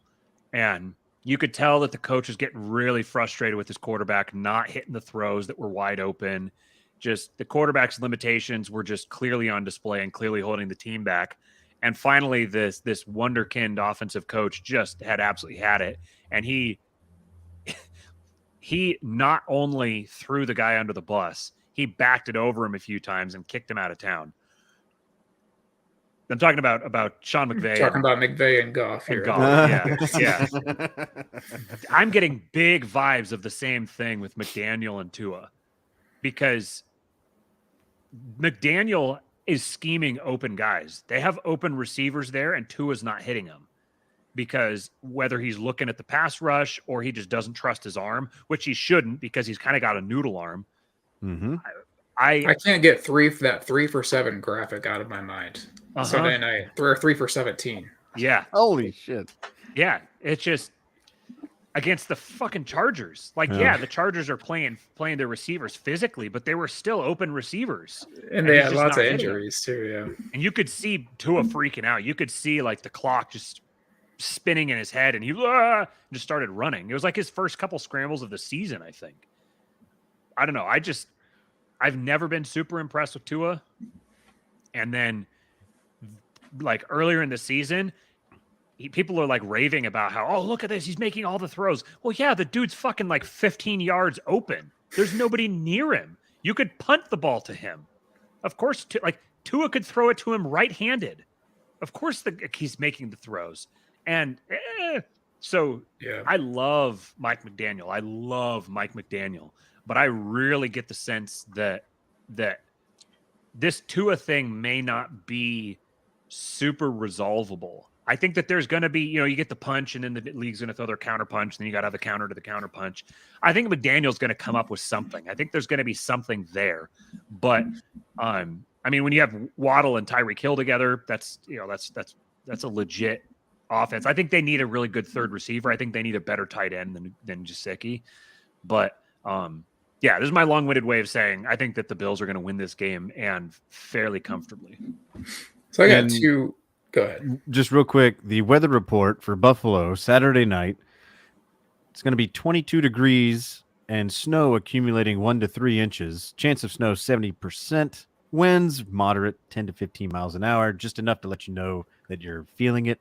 And that's a little bit colder than 55 on the sideline. So I think Tua's hammies are going to be a little tight.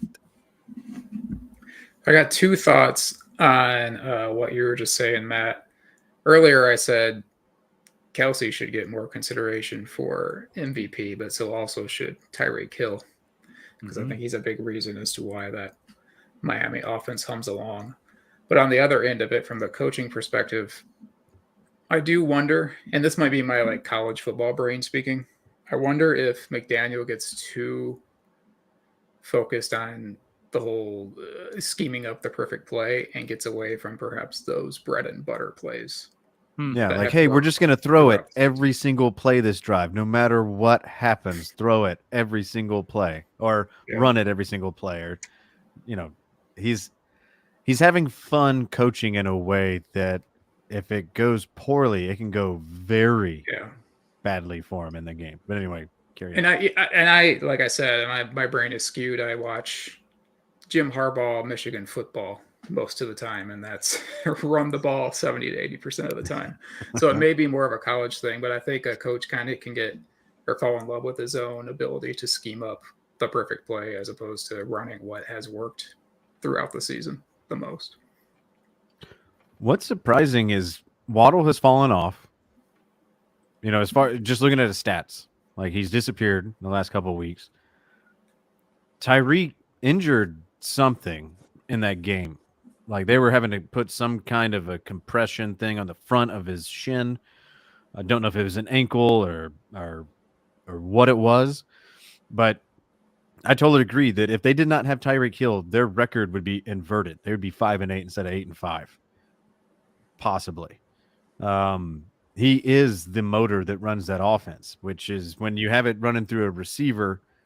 I mean, the guy is like he should be a generational talent. The thing is that like a third of the league has a guy like Tyreek, which is bizarre. We live in bizarre times. But if you don't have him, you don't have a Dolphins offense that intimidates anyone.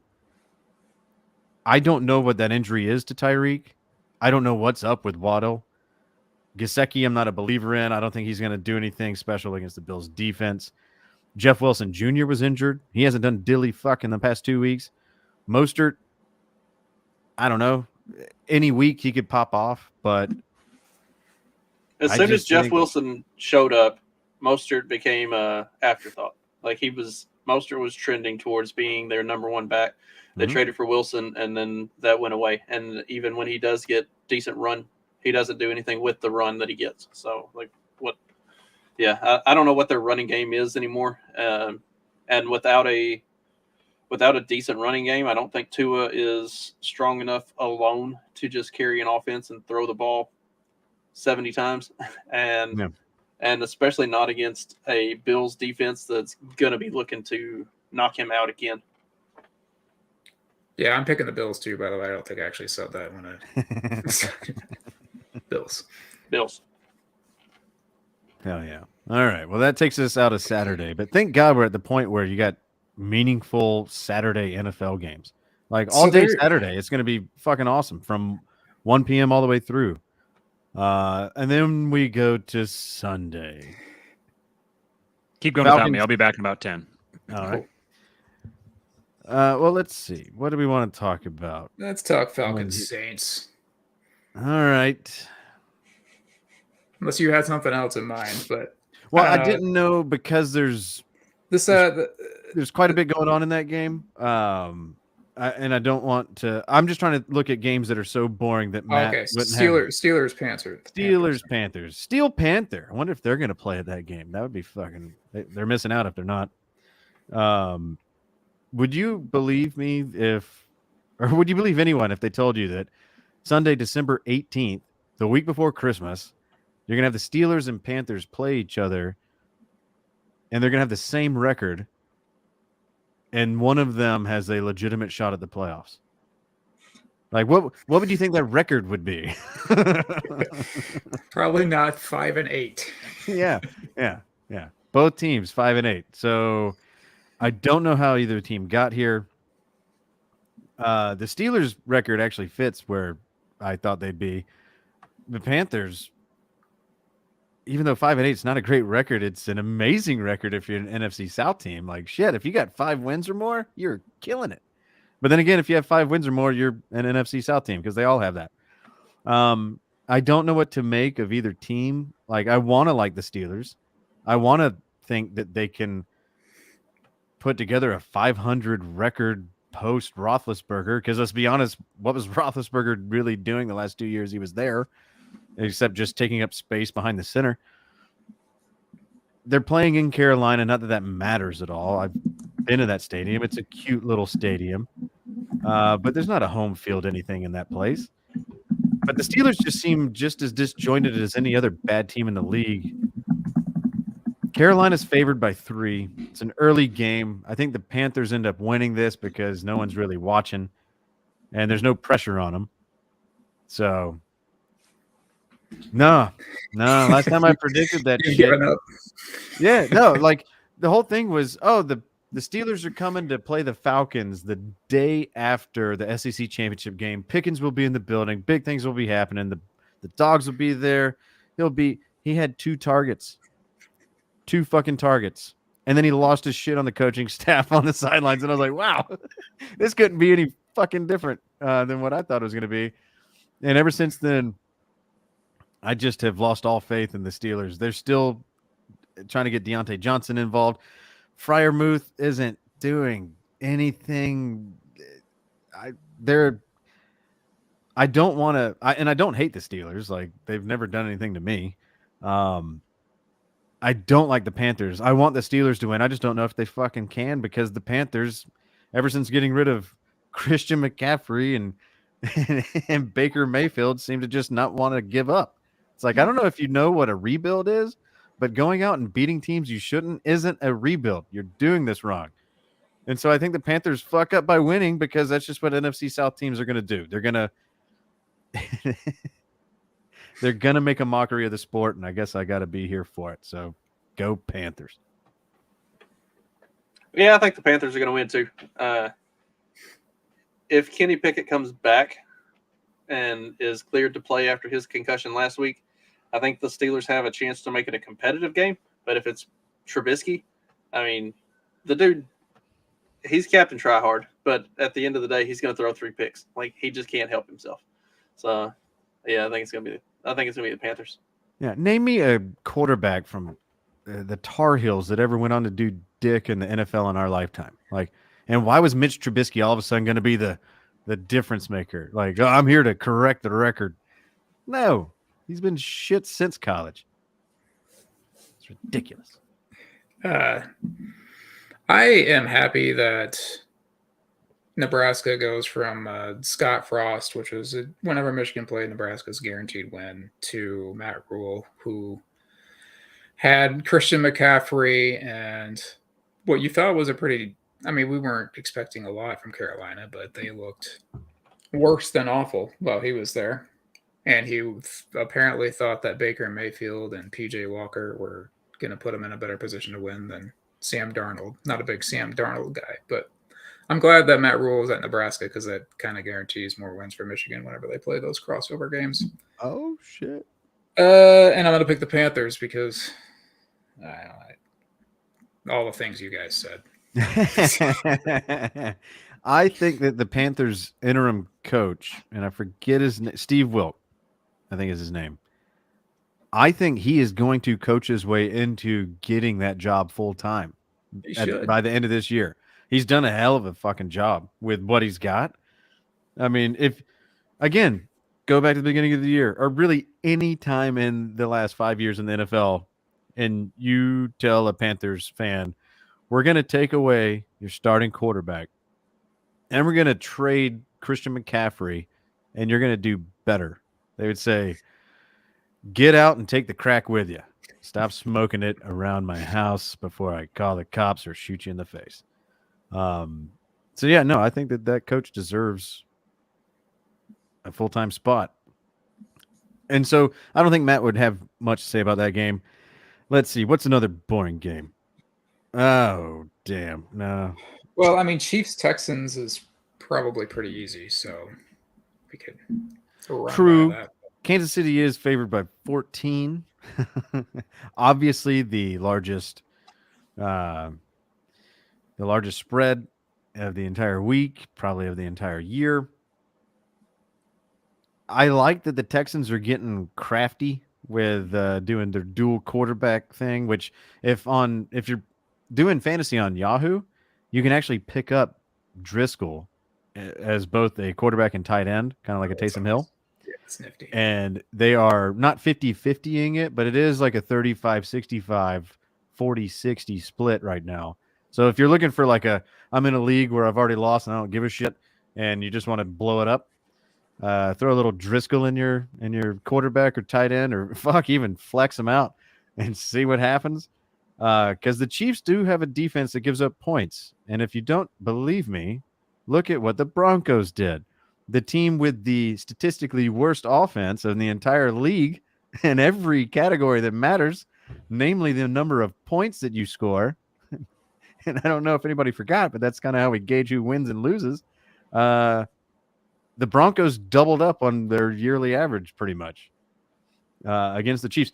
The Chiefs defense scares me because I think they're better than what they actually are as far as how they play.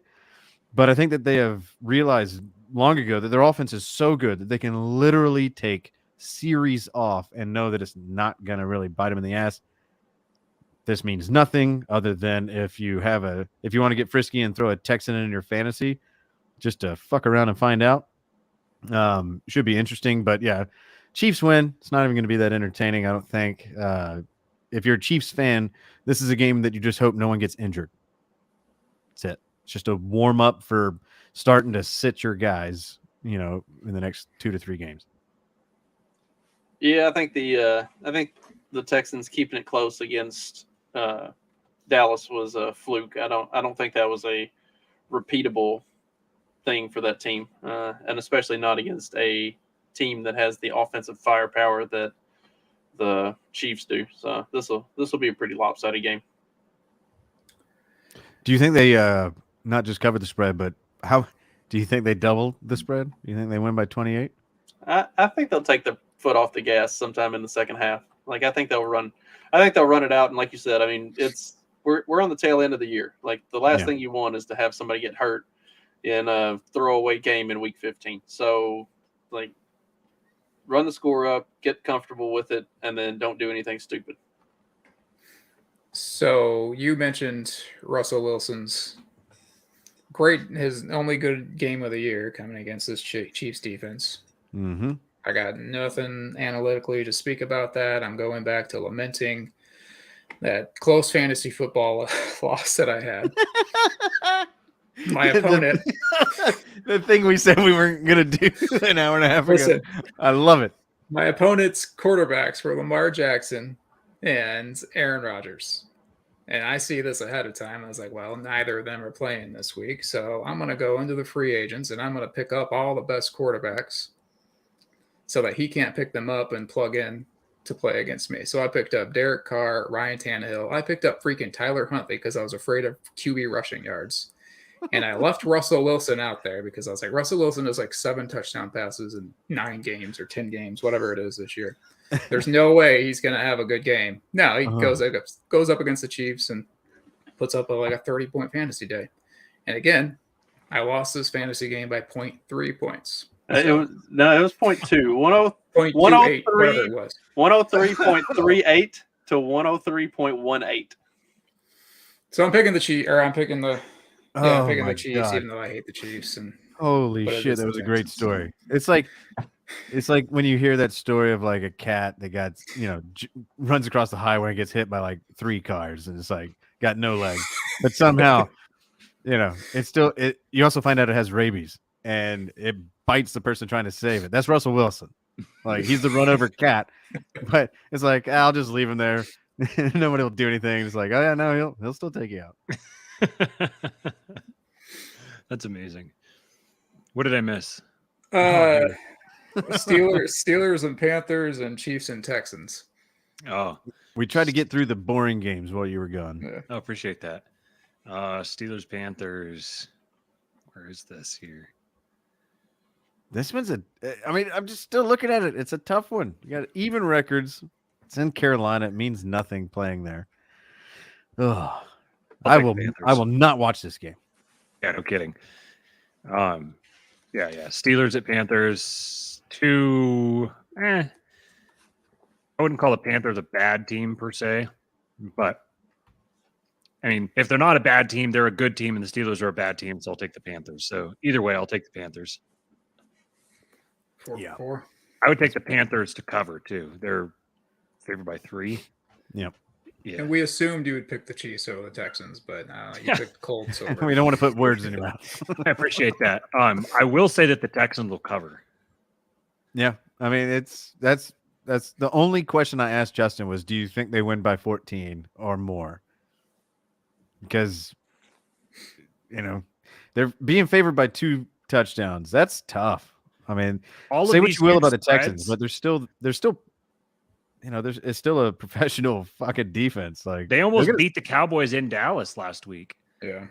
Nobody knows what the fuck that was, by the way. I mean, they don't even know. I think it was Dallas looking past the Texans and the Texans having some like Texas pride or something. And then, and just, I don't know what it is, but these huge spreads, huge like 2 touchdown plus spreads have not panned out at all this year. I think that the underdog has covered every single spread north of like 11 or 12. Just because I mean, even the difference between a really good and a really bad NFL team is still not that significant. Like you could take this Texans team, which seems pretty clearly the worst team in the league, the most talent deficient team in the league, and you could put them up against the best college team of all time. Like, and I don't know what that would be, if that would be like peak USC or peak Bama or whatever.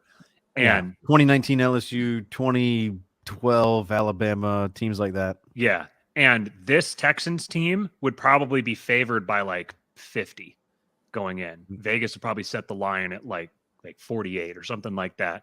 And the Texans would probably cover because the gap between college and NFL is just so massive.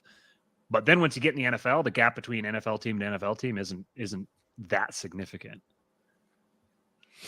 Well, I'm not going to lie. I mean, when I asked Justin, do you think that Kansas City covers or, goes over, like wins by 28? In my mind, I was like, I could see him beating them by 4 scores. But then immediately Justin reminded me, we're nearing the end of the year. They're clearly a playoff team. There's no reason to do it. Therefore, they won't. The Texans will give it all they have, and I think that the Texans have shown that they're scrappy. They don't have what it takes to equate that to victories. Yeah, the big thing too, the Texans can run the ball. So, and the Chiefs cannot stop the run very well. So now, is Dameon Pierce in? That's a good question. If Dameon Pierce is I don't think he will be. I They think said he's it's a out. mild high ankle sprain, and there's no such thing. Yeah, no, no. So you got Burkhead coming back for Oh yeah, it's Burkhead and it's a Dario Gumbawale. Oh, Rex. Hey, I don't know what you call him, but I'll leave that to you. Yeah, Chiefs by 1 million, but probably less than 14. You got Mark pretty good. We'll start right back at the top for Sunday. My Falcons taking on those pesky mud people in New Orleans. The 5-8 Falcons at the 4-9 Saints. Saints are favored by 4. Oh, that only must be because we're starting a rookie quarterback for the first time with no backup of note. I honestly, I think it's Felipe Franks, former Florida via Arkansas quarterback that is now an Atlanta bench rider, which Jeez.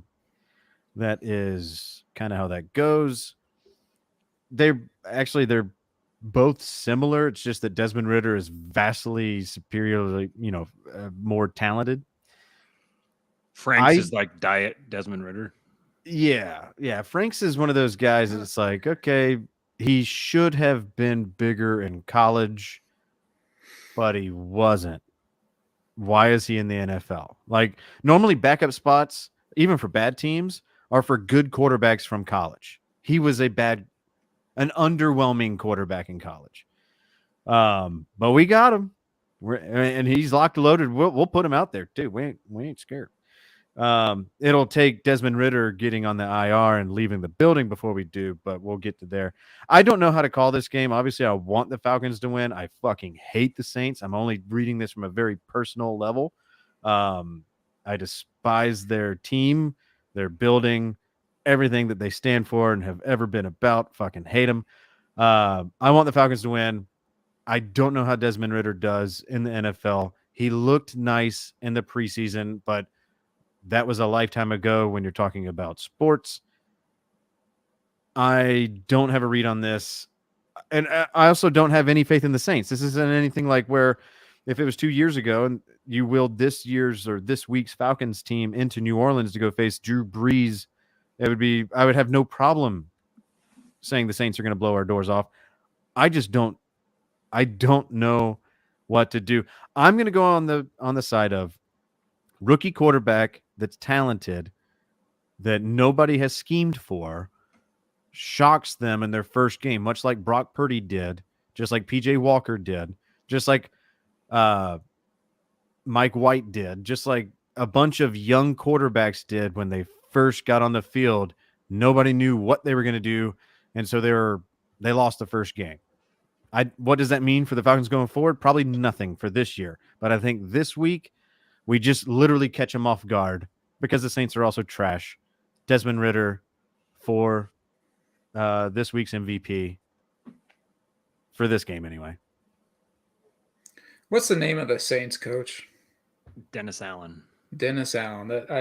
That tweet, I don't know, I Most saw a bland tweet a couple motherfucker weeks in the world. ago. He what? The most bland motherfucker in the world. Well, this is where I'm going with this. Saw a tweet during the Tampa Bay and Saints game a couple weeks ago. I think it was a Thursday night game. And it was Dennis Allen and Todd Bowles are really playing a riveting game of 1D checkers against each other right now. Oh my God. So I'm going to take the Falcons over the Saints. That's all I got. All I've written down here is Falcons win. Oh, wow. Well, Yeah, you know what? I'm going to be the contrarian, and I keep Justin picking loves the the Saints. Saints. I don't know what this is. I don't know what it is either.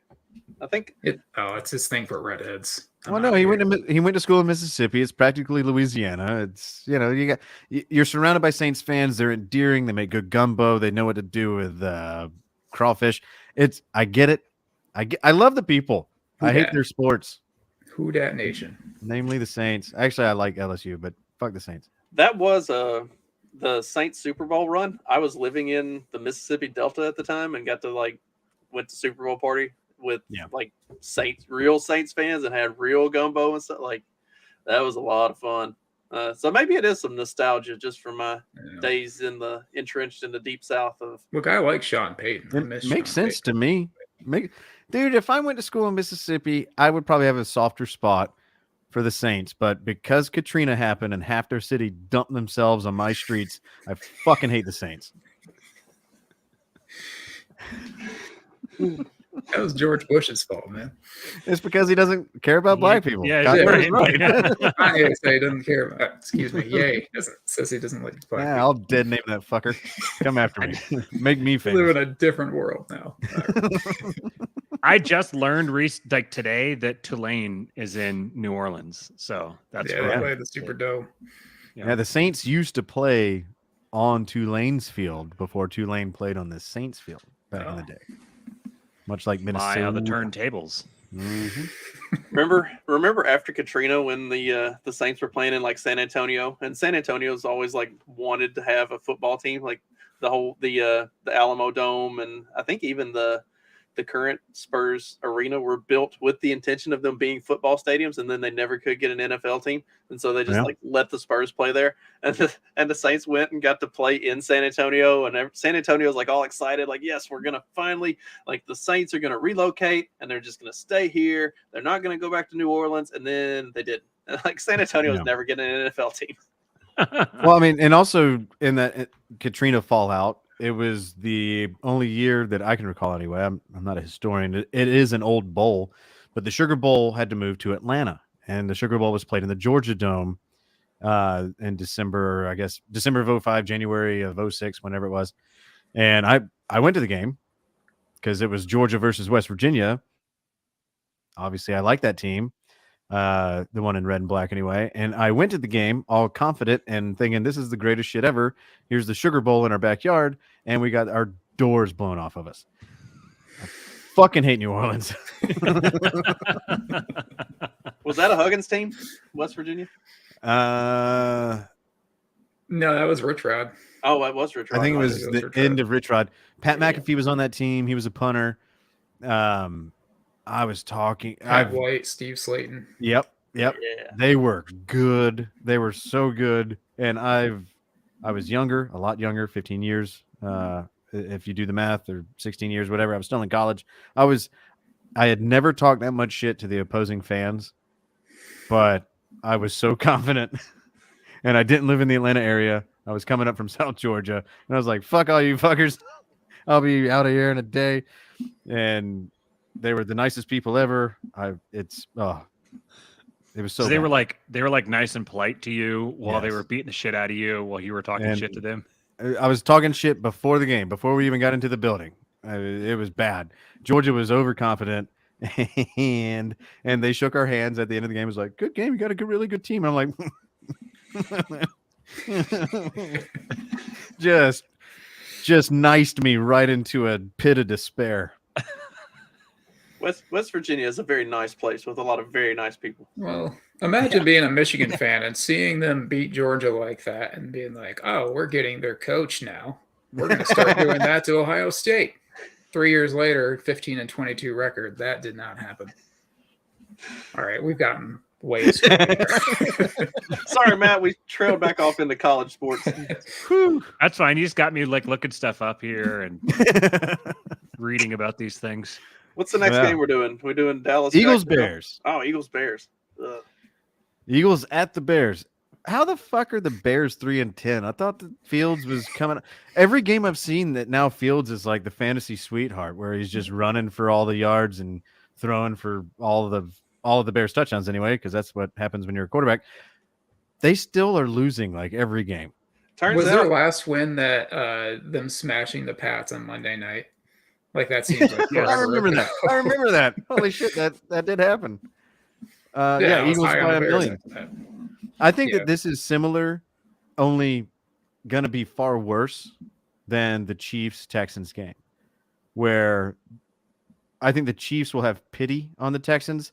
I don't think the Eagles will have pity on the Bears. I think the Eagles are out to really fuck up the world. And I don't think that they care what they're favored by. They would beat you by 24 if they could, because they I did think- against the Giants. I think Nick Sirianni is really playing into the whole like He likes being the heel. villain. Yeah, he's Yeah. the villain coach. He's the new Belichick, but on the offensive side of the ball. Yeah, I'm Yeah, going with Eagles in this game too. so. It turns out it could get ugly. having your quarterback put up 40 to 50 fantasy points a week doesn't actually win real football games. It only wins fantasy games. That's what we've seen every week. Like Yeah. Justin Fields goes absolutely off, and if you were just going based on his stat line, you would think, man, there's no way they lost this game because my fantasy team didn't lose this game. But no, that's not the way real football works out. And I just don't. Is he healthy? Is he going to be back this week? I know they held him out for an extra week. They're coming off their bye, so I'd imagine he probably will be Mostly as healthy as a player can be at this time of the year, anyway. right. Yeah. Who was it?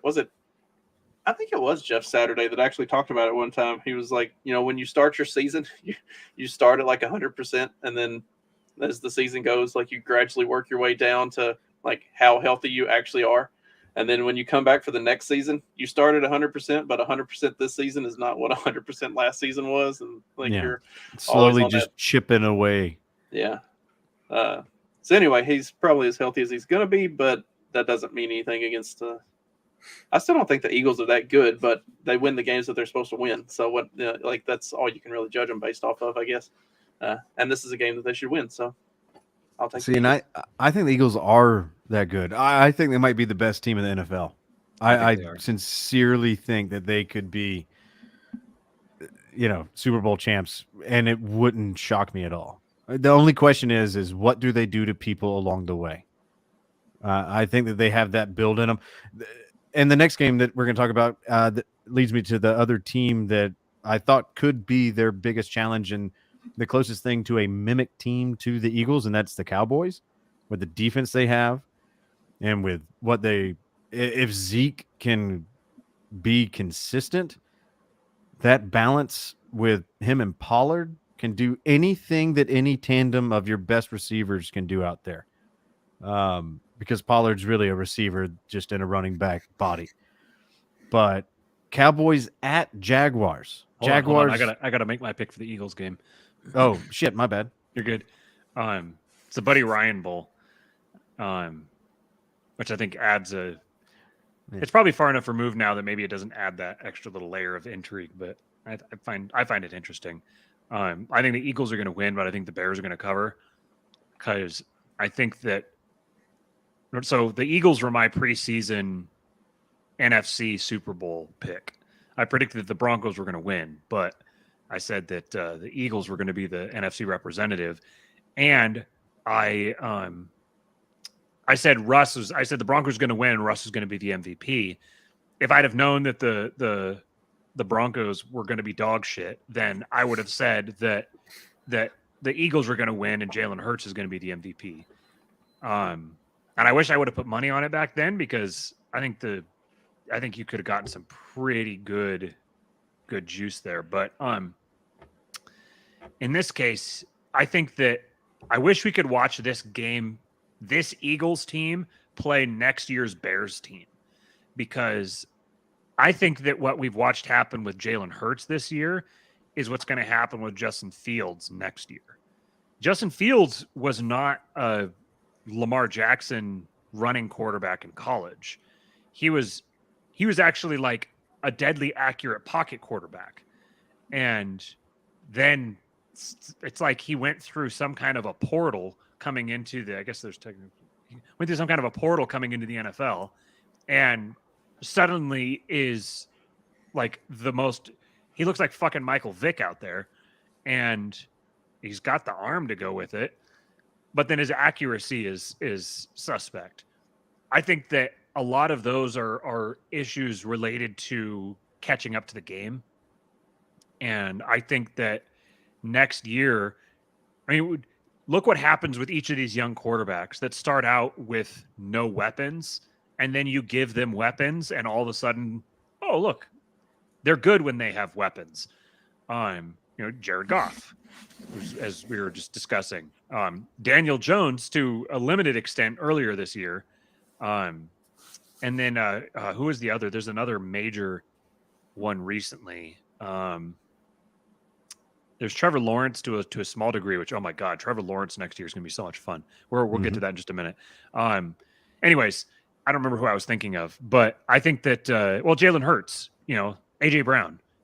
You bring in AJ Brown and all of a sudden Jalen Hurts turns into a brilliant passer. I think that I like the way the Bears are building around Justin Fields. I think that identified him as clearly their quarterback of the future. And now he just needs talent. Chase Claypool is not putting talent around your quarterback. Especially when you're giving up like a top 35 pick for him. Yeah. So maybe I kind of amend that a little bit. Maybe I like the direction they're thinking, but maybe they need to kind of dial things in a little bit. But yeah, so I think the Bears are going to put up a fight here. I think that they're going to be able to put up some points. But so I think they'll ultimately cover, especially because the Eagles are probably going to call the dogs off here. I think because the Eagles, of all the teams, I should have pulled the stats up before I started talking, but of all the teams in the NFL, I think the Eagles are 32nd in pace of game in the second half. So they get a huge lead and then they start playing really slow. They just kind of dial things down. So I think the Bears are gonna backdoor cover here, but yeah, definitely Eagles. The team that I would love to see Justin Fields as the quarterback of right now, so that we don't have to wait to see what the Bears are going to be, are the Jets. I knew you were going to. Oh yes, If yes. Fields oh my God. was the quarterback of the Jets, then I would say, fuck off Buffalo. I want to see them.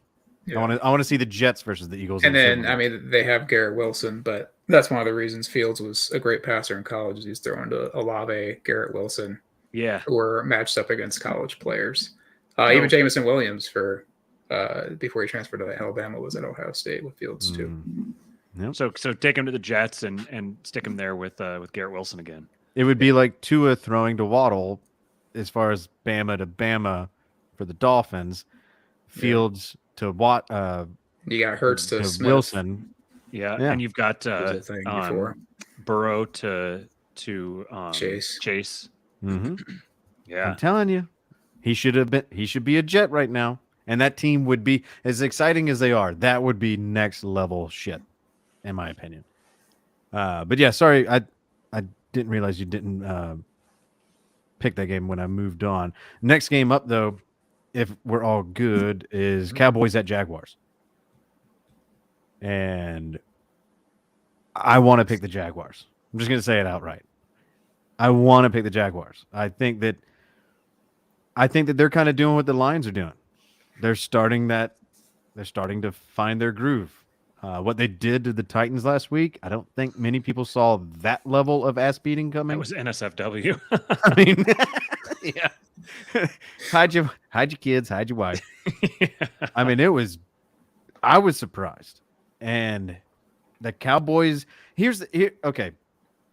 This is a perfect trap game.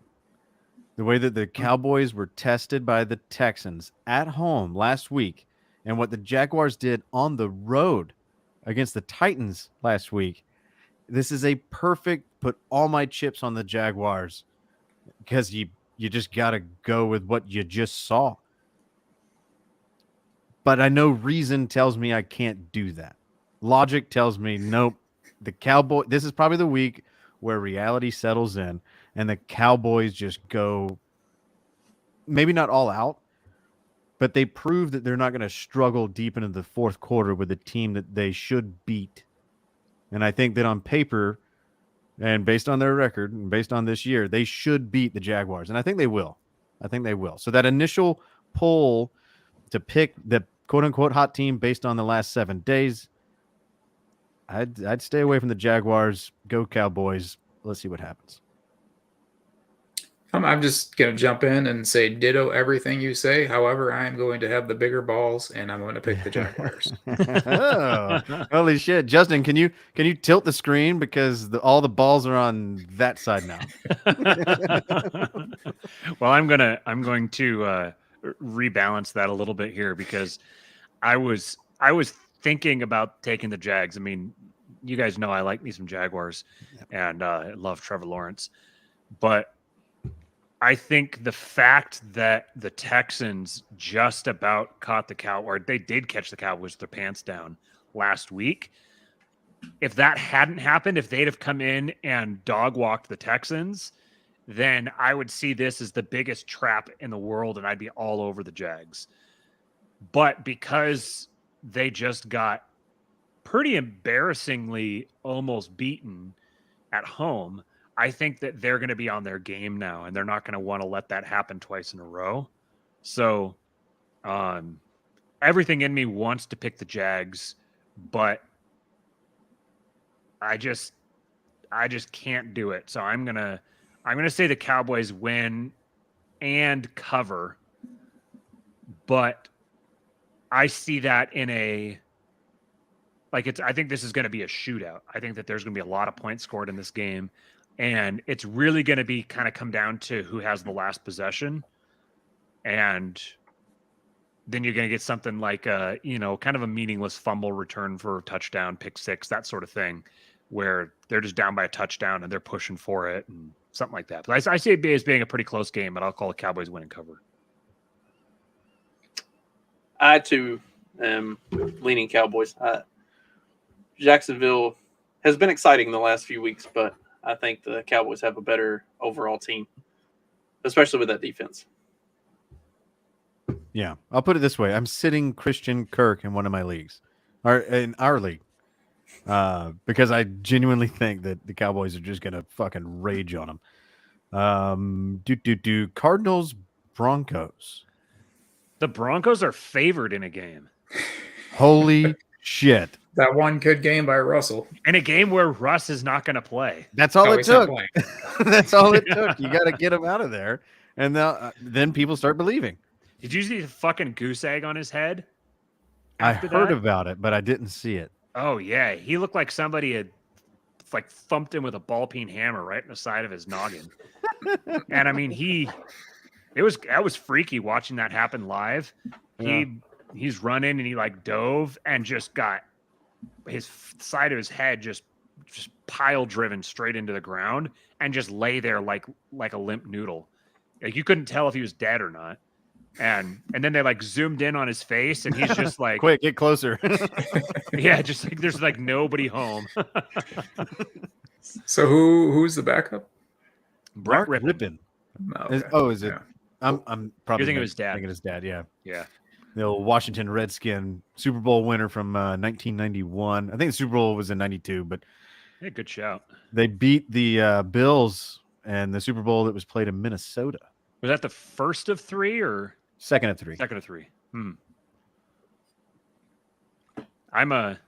Or hell, maybe even the third of three. Because they lost to the Giants, and they lost to 49ers, right? no, it was the Giants, Redskins, and then I think Cowboys twice. Was it Cowboys Bills back to back? 93, 94? Could have Yeah, been. I'm pretty sure they played back-to-back years. So the Redskins, I think it was Super Bowl 26. It was the second Bills loss in Minnesota. I'm a fairly decent football nerd when it comes to like early 90s Super Bowls. Pretty much up until I went to college, and then I learned what other things were. as one does in college. And then my memory just said, I don't know why this has to be on all the time. We can forget all this shit. Yeah, Cardinals, Broncos. Cardinals at the Broncos. Denver's favored by 3. You still got, I'm pretty sure Cortland Sutton's still going to be out. But Jerry Jeudy, where you been all year?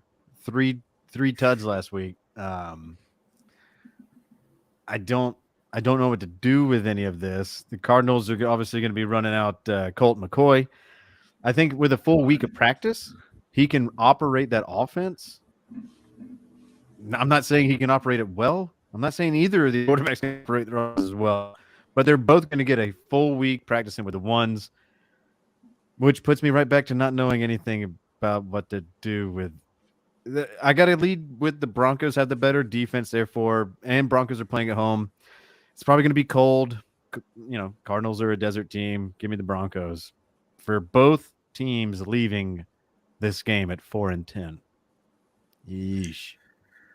Imagine if someone had told you at the beginning of the season that during the fantasy football playoffs, we'd be having a Brett Rippon versus Colt McCoy quarterback matchup. I'd be like, who? Colt's still. Wait, Colt's my age. How? What? Slinging it. Was he 36? Probably about that. You know, Something like that, yeah. I just looked up the other day just out of curiosity because every time that there's like a team that needs a quarterback, there's some fucking jag off in the comments. It's like Colin Kaepernick's on the street.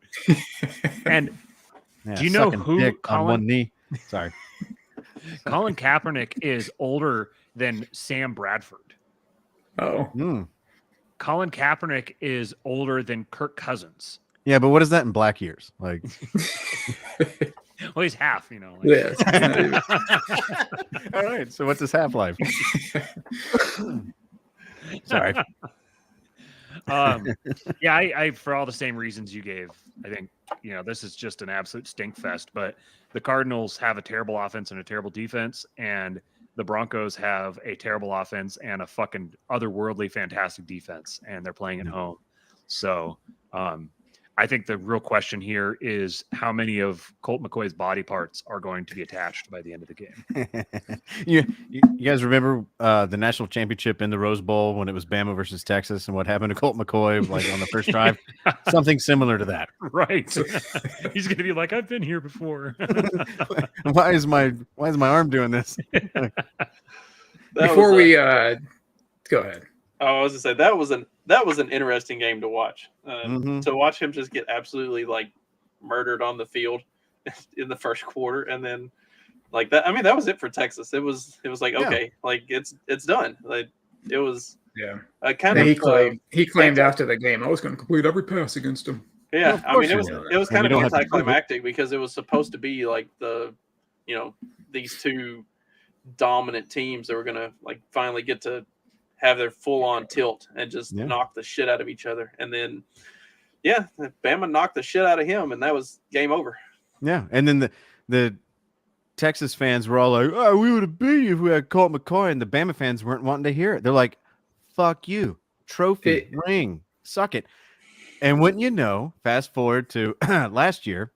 Oh well, Georgia. We would have beat Georgia if we had our receivers, but they were injured. It's like, hey, remember that whole "Hey, go suck it, Colt McCoy" fans?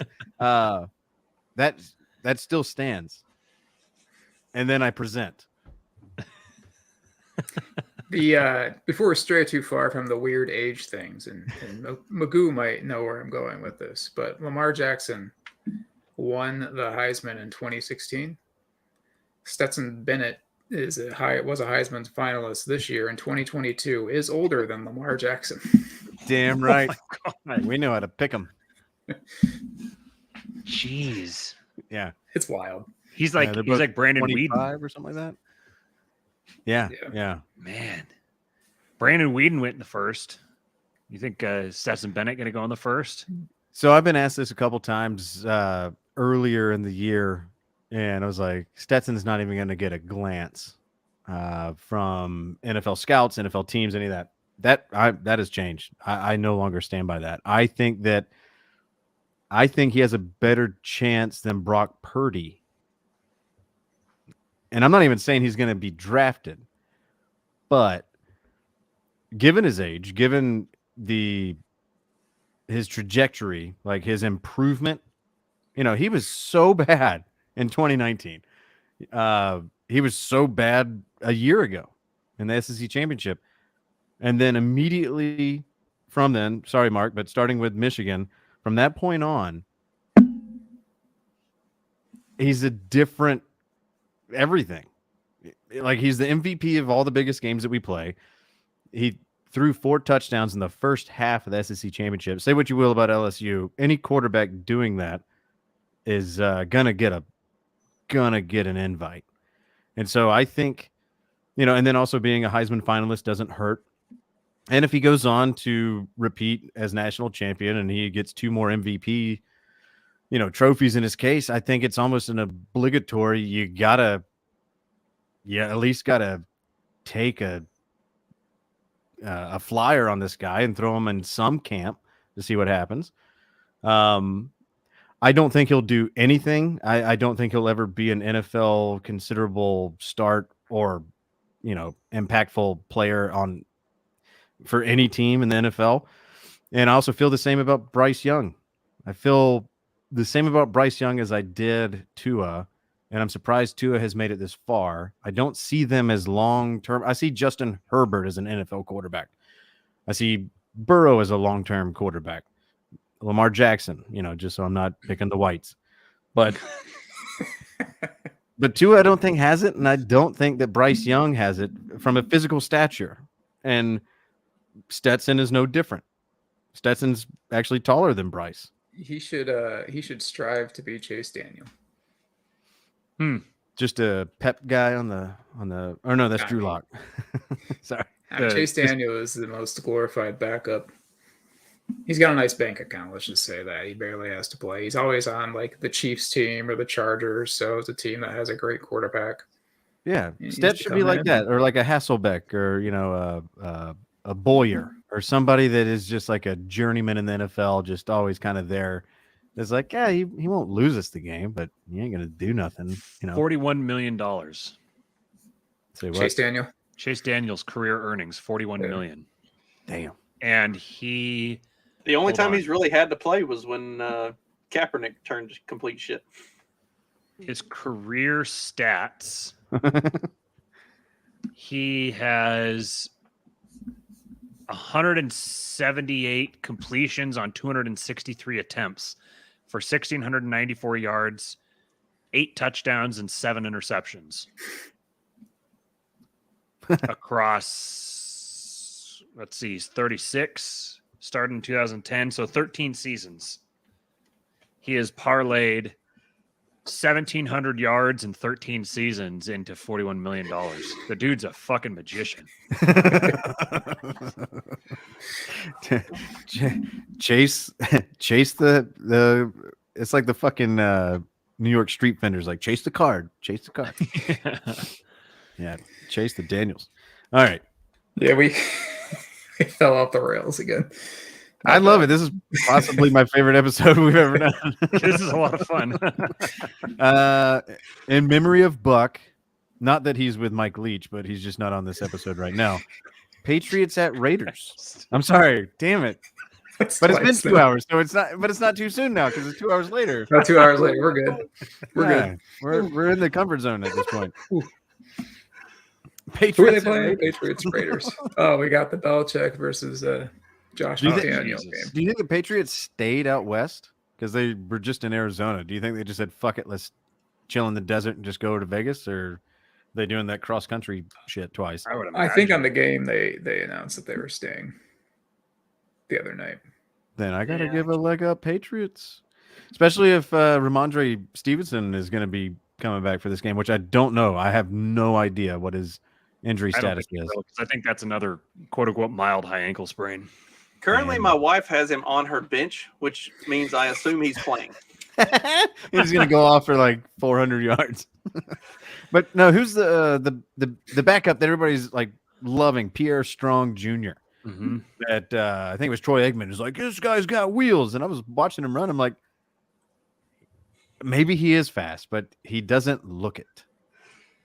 He didn't look it when he was running down the sideline past people. I was still like, he looks like he runs slow, but maybe he's the shit. I did pick him up in one of my leagues just so nobody else did, because I'm that kind of guy. But I've lost all faith in the Raiders yet again. And I hate the Patriots almost as much as the Saints, but I'll choose the Patriots because even when I was watching that game this week against the Cardinals, when the Cardinals were celebrating everything they were doing in the first half, like they had just locked up the fucking Super Bowl bid, I was like, you're down by 3 to a Belichick team at home. You're not even winning. I don't know why you're this happy. I'm not saying that the Raiders are going to do that, but the whole time I was never in any legitimate concern that the Patriots weren't going to win that game. And I feel very similar right now that the Patriots, I don't know, you put them up against the wall. I think they're last place in their division. They're not happy being there. They do have a winning record. I think they're going to go on a tear. This one will not be superficial like the Lions. They will start that by beating the Raiders and finding themselves in the playoffs. They'll lose immediately in the playoffs, but they'll find themselves in it. What was the Raiders had a bad to the Rams? Yeah, that was terrible. Oh my God, we have to talk about that game. That was epic. Oh my God! Like I had to go into a meeting. I was watching the game, and I had to go into a meeting. And when I come back from the meeting, the Raiders lost. I was like, "What the fuck happened?" Like this was not. It was like 16-3 or something. It was like, all right, like good game. Go have this meeting. I come back and they lost. I'm like, what? It was funny because on Monday there was the was it Monday? Yeah, Monday, because this was the Thursday night game, right? The Rams and Raiders was Thursday night. So on Monday was the Bucks and Saints. And it was almost the exact same storyline. Saints were up 16-3.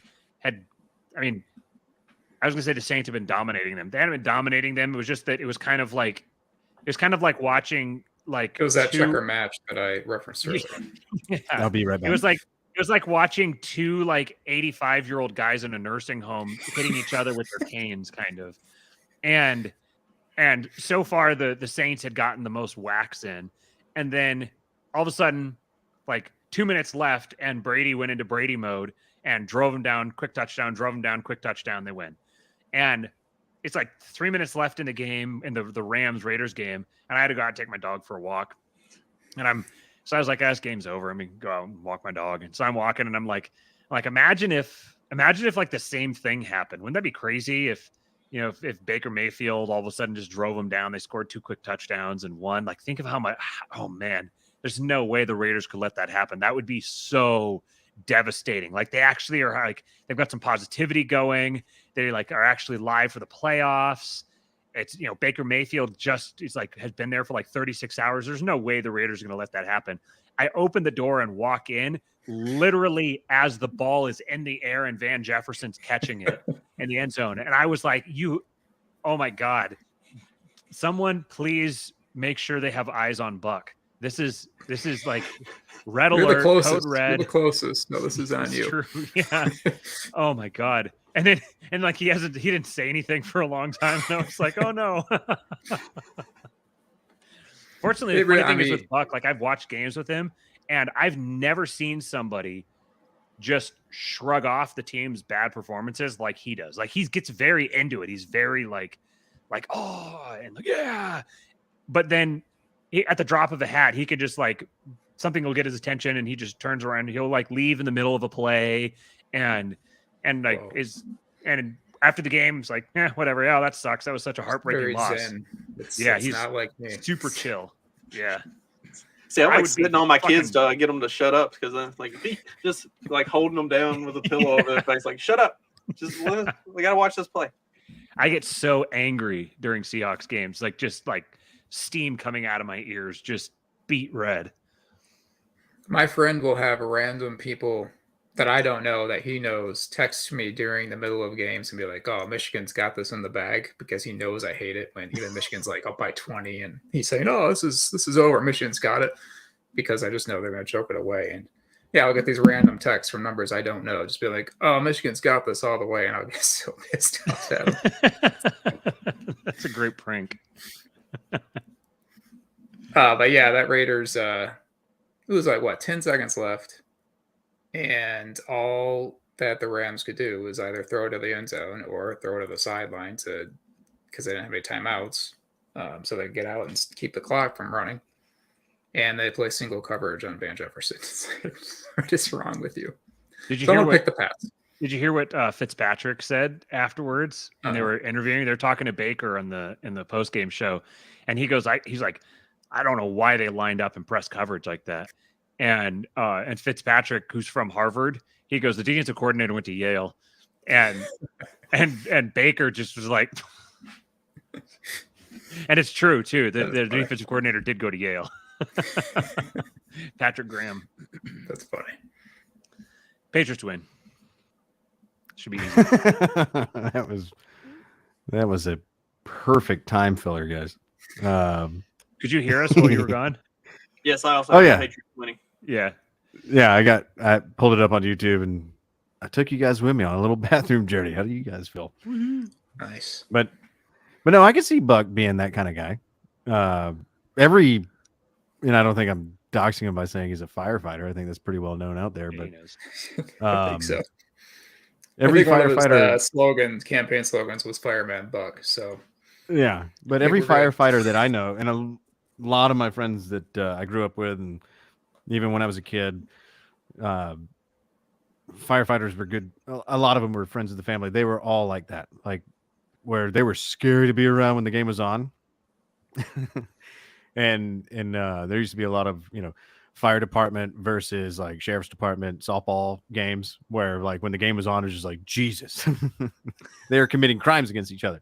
But the second the game was over, firefighters would be like, all right, steaks, your house. All right, let's roll. Tough break. Just immediate, like they have to be able to shake off like the most fucked up shit that you've ever, created in your mind. They see it and they have to be like, yep, and not thinking about that anymore. Mm-hmm. And so he strikes me that way, and that's a very good trait to have, especially as a Raiders fan. I can only hope one day I can. Will Buck give lessons on how not to give a fuck once things are over? Because I don't know. That's our off-season plan for the show. Buck's gonna give lessons. I don't know if you can read this on my hoodie, but I'm dealing with a perennial stress factor known as being a Falcons fan. I would love to know how to deal with it better. I found that with the Packers this year, but I think it took a few games of watching, like, just literally whoever the other team pulled out of the stadium or out of the stands and handed them the ball and just let them run. Like, watching that a couple times, it finally broke me to where now when I do watch a Packers game, just like, yeah, whatever. But don't you have that like attraction to the light? You know, like just come this way. You've seen this before. The first 6 weeks, those are over. Those will never happen again this year. We're owning Chicago. Everything is back in its place. We have receivers now. Rodgers feels good about things. We're starting to win games. Start to believe, Justin. Don't you feel a So- little that Packers like, come on, buddy. Here we go. Not this year. You've done the relax thing. Now it's time to go on a little postseason hunt. Not this year. Really? Magoo, we will plan for Buck teaching that class on March 28th. It's because I think 3 and 28 are two numbers that go pretty well together. Hell yeah. I'll be sure not to run to it, and I will just show up haphazardly and wonder why things went poorly. That's a Tuesday. If that had happened to fall on a Wednesday, that could not have been more perfect. You What game sly are we fuck. on? Well, I was going to jump to the Rams Packers because I'll be honest, Titans. Oh, there we Well, go. no, fuck. We got Titans Chargers. I Titans got to assume make a we- statement. We all picked the Patriots, right? Yeah. Yeah. Yeah, I think everybody kind of slowly under their breath said, yeah, but the Patriots are going to win. Oh, Cliff Kingsbury's an idiot. Also. Anyways, One of my favorite fantasy football podcasts is Establish the Run with which Kingsbury does not do. yeah, no. It's ironically named too because they're not big fans of Establishing the Run. It's Evan Silva, formerly from Roto World, and Adam Levitan. Fantastic show. Their products, if you pay for their products, are very, very good as well. But they always, every single time they bring up Cliff Kingsbury, they always call him Fake Sharp. They always say Fake Sharp Cliff Kingsbury. Fake sharp. He has like the reputation as an offensive genius, but it doesn't really show. Is that what the yeah? Well, I would say where Is- he got it from, but I've made enough remarks about Mike Leach tonight. I'll just let that ride. Yeah. I think Cliff Kingsbury probably owes even more of his legacy to Patrick Mahomes. Yeah. Yeah. Yeah, absolutely. And even but- like those Texas Tech teams are like 8-5. Right. Yeah. I think this So- Titans Chargers game looks. This is going to be a fun game. fuck me. Okay, I just remembered what I wanted to say when we went back to the Cardinals Broncos game. Did y'all hear breaking news tonight that the GM, I think his name is Steve Klein, could have that off because who follows that shit, has taken indefinite personal leave of absence for health reasons. He's claimed. I've heard this. Mariota just said that. So the first brick has stumbled, maybe not has been removed, in the trifecta of they got to get Kyler Murray, Kingsbury, and the GM out of there. It's KKK. what I mean. It is what it is what it do be. You know. That's how it ends up. I'm hoping that this happens because one of my best friends, Arona from Arizona, is a diehard Cardinals fan. We're going to see the Cardinals play the Falcons on New Year's Day in Atlanta. If you want to know how miserable I'll be, Battle we'll be of the watching that. Birds. He's been clamoring for Kyler Murray to be traded or released or whatever, along with the coach. Trade them both for 3 years or however long Kingsbury's been there. So you're going to see Georgia, Ohio State. You're staying in town, and then you're watching. I'm just gonna Cardinals next day. I'm gonna do what Kanye did, or Ye, if you want to be modern about it, and I'm just gonna live in the Mercedes-Benz Stadium because it's gonna be New Year's Eve and then New Year, back to back. Yeah. I'm just gonna camp out. I'm gonna make him kick me out. But I am for sure going to the Falcons game. Peach Bowl still up in the air. Those tickets are like well over $1,000. I don't think I'm going to do that. But the first brick has started to crumble in the Cardinals' full blown rebuild. And if Kyler's out for like a year, what does Kingsbury have to stand on? They might just X him out too. So something to keep an eye on. Nothing to say definitively tonight, but that was breaking news about an hour before we went on. If anybody doesn't have anything to say about that, we can move on to the Titans and Chargers game. I just think that it'd be kind of interesting to see. I mean, yeah, if Kingsbury and Keim both wind up getting the axe in the offseason, as of right now, the Cardinals are picking 6th overall. If they presumably, so the teams that are ahead of them are, well, three of the picks in the top 5 are owned by teams that may make the playoffs. But so I'll say the teams whose records actually matter here. So the Saints, the Rams, the Bears, the Broncos, and the Texans. Texans pretty much have the number 1 seed locked up, I'd say. The Broncos, Bears, Rams, Saints, and Cardinals. Like, Cardinals are missing their starting quarterback. Saints never had one. Rams are missing their starting quarterback. Broncos are currently missing their starting quarterback. So 4 of those teams could all conceivably lose out. But any of them could also not. So the Cardinals could wind up picking as high as like second or third. If they wind up in a spot like that and they've got a brand new regime coming in, do you think that regime wants to stake its future to Kyler Murray? No. Does And Kyler get traded in the offseason? it would be an ACL. it would It be is fucking hilarious. Kyler when he comes back from ACL injury, Yeah. too. It would be fucking hilarious if the Ravens and the Cardinals did a swap. That Interesting. would be pretty interesting. Yeah. But that's just, because they all look alike and I can't tell them apart. But their playing style is similar, even though I think Kyler is like a Division II version of Lamar. Lamar knows how to tuck it when he runs, and Kyler just wants to show everybody what he has.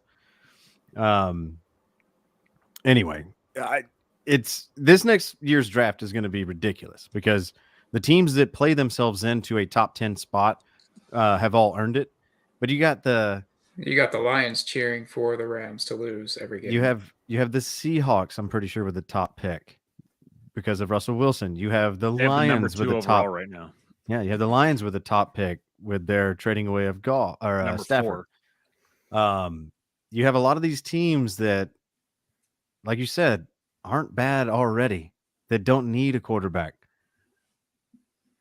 I'm glad that this is December and there's still some, not still, there's some already energy and excitement for the draft because of how it sets up and how weird it's going to be. I saw that Todd McShay has the Falcons in line to pick Will Levis from Kentucky. And I'm like, dude, ship me just a small portion of the crack you're smoking because that shit must be good. I don't know. This is How- like Trubisky. It's ridiculous. It's okay. You need to go out and touch grass. Like, just go spend a week on Utah's campus and just watch football. Like, you have been in the studio too long, my friend. You don't even know what you're talking about anymore. That is not what's going to happen. You don't draft you don't. First of all, you don't pull Mariota in and then draft Ritter and then go and get the whitest quarterback in all of college football. It's not in the cards. Sorry. I haven't even followed. I know their names of these players, but I don't know anything about their games. But I can't help but think of Zach Wilson every time I see Will Levis. He is the most upright guy. brick shit house style of quarterback that exists. He is Steve Young without the wheels. Without the Steve Young part. It's just Yeah. He looks like Steve Young, but can't run. It's interesting. Like, the Texans are obviously going to take a quarterback. The Bears. So right as it stands right now, Texans number 1 overall. They're obviously going to take a quarterback. Bryce Young will be in Houston. Yep. Number 2 is the Seahawks right now. I don't think the Seahawks take a quarterback. I think the No. Seahawks probably trade the pick to someone, or they take Jalen Carter. Those are the 2 that seem likely to me right now. Yeah. Because the Seahawks also currently, as it stands, are picking 18th. And Yep. I You can get a I receiver think, there. I think the Seahawks may now 18 may be too far down by the time draft season rolls around, but I think Anthony Richardson is probably a guy that the Seahawks would be more likely to draft. So then the Bears. So first is going to be a quarterback. Second is most likely going to be a trade by the Seahawks to someone who needs a quarterback. So someone's going to come up for a quarterback, and Seahawks get trade back down into the Enter New Orleans. 7 to 10 range. Yeah. Yeah. So then the Bears are 3rd overall. They're not going to draft a quarterback. Lions are 4th overall. They need, the Bears need receivers like they're going out of style. So Yeah. they'll probably get the best receiver out of the draft. Is Marvin Harrison Jr. eligible? Is he going back? It's a good question. I know Njigba from he's Ohio probably- State is coming out, and he will likely be the next Olave. What did you say, Mark? Harrison, I think, has to come back for another year. Okay. Lions picking 4th overall. I don't think they take a quarterback. I think they're going to build around Goff. Next, I think they'll throw something on defense. yeah, look I at think their they're first more, pick. more likely to take a defender. Yeah, Look at their first pick Will last Anderson year. or something like that. Yeah. Yeah. Now what's interesting here? Last game of the season, the Eagles may very well have the number 1 seed locked up. Normally, you'd see these teams go like bench their starters, but guess who the Eagles are playing the last game of the season? They're It's playing Dallas, the isn't it? Saints. Oh, fuck the Saints. Okay. They have the Saints' 1st round pick. So they're going to have an incentive to beat the Saints to make their 1st round pick better. fly, Eagles, Imagine fly. This fucking Eagles team getting a top 5 pick. Ooh. Oh my God. Then you've got the Cardinals. Then you've got the Colts, the Raiders, the Panthers. There's 4 teams in a row that probably all want a quarterback. Colts for Cardinals- sure. Yeah. Assuming that the Cardinals have a new regime that doesn't want to play ball with Kyler. So yeah, man, things could get really, really interesting this draft. I just want the Redskins to bring CJ Stroud in for a draft interview and not even ask a question and say, "Don't get out of the car." I was about to say they're gonna be like, "Look, sorry, bro, you could be the most talented quarterback that we could easily draft, but we don't have a good track history with you people. Take that however you want, but we got to pass. We'd rather take a running back that gets shot." 3rd running back. Jesus Christ, I'm gonna get us in so much trouble. Titans Chargers. Try it again. All right. We've been talking about quarterbacks. Justin Herbert on Sunday night. That was that was a phenomenal performance by him. Whew. It made me feel vindicated in my choosing of him being the MVP this year, which obviously he won't be, but he looked great. It was against, I mean, Miami's defense isn't that good, but I was impressed by his performance. And now he's going up against the Titans, who just got I almost said something that might have gotten us taken off of YouTube. They just got bungholed by Trevor Lawrence. Yeah. I was going to like use like scientific terms. So yeah, the Schlonged. yeah, there you go. Schlong. Such a great Trump tweet.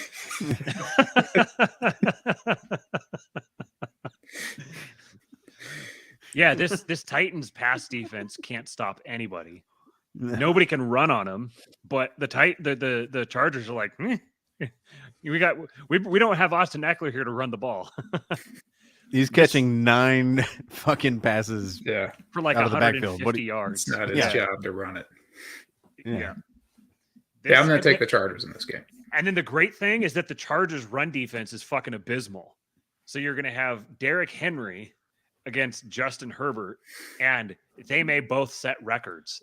This would be amazing if this wound up being like a 70 to 64 type of a game. Oh, It probably won't, but like I just buddy, want I to see fucking wish. like that was it that Rams Chiefs a couple years ago? Was that Oh, the yeah. one on Yeah, prime yeah. time? That ended up being like 60 to 56 or something crazy like that. It was a wild Monday night game, I believe. Yeah. And that was Goff, too. It was Yep. wonderful. I think this Titans Chargers game is going to be the thing that propels fantasy owners anyway into either bliss or potential self-harm. Because I totally agree with you, Matt. And I have I have Mike Williams and Keenan Allen and Gerald Everett all on one of my fantasy teams. And You got Jordan Palmer, too. I'll give it to you just No. for the heck of it. No, I got Garrett Wilson, Godwin, and Devontae Smith. And Devontae Smith and Godwin aren't going to see the fucking field in that week. It's just going to be all Chargers. I'm starting all Chargers. Send them all to the front and just sit back and watch the fucking game because I think they're all going to rake. I can't believe the And- total is only 47 and a half. This seems to me like that's at least a touchdown short. Is it going to be 52 degrees? Is that why? Right. It's going to It's chill them in down. SoFi. Yep. Titans, Chargers, it's in a dome. Like, yeah, it's the what would it be? So it's like the stoppable force meets the movable object. Yep.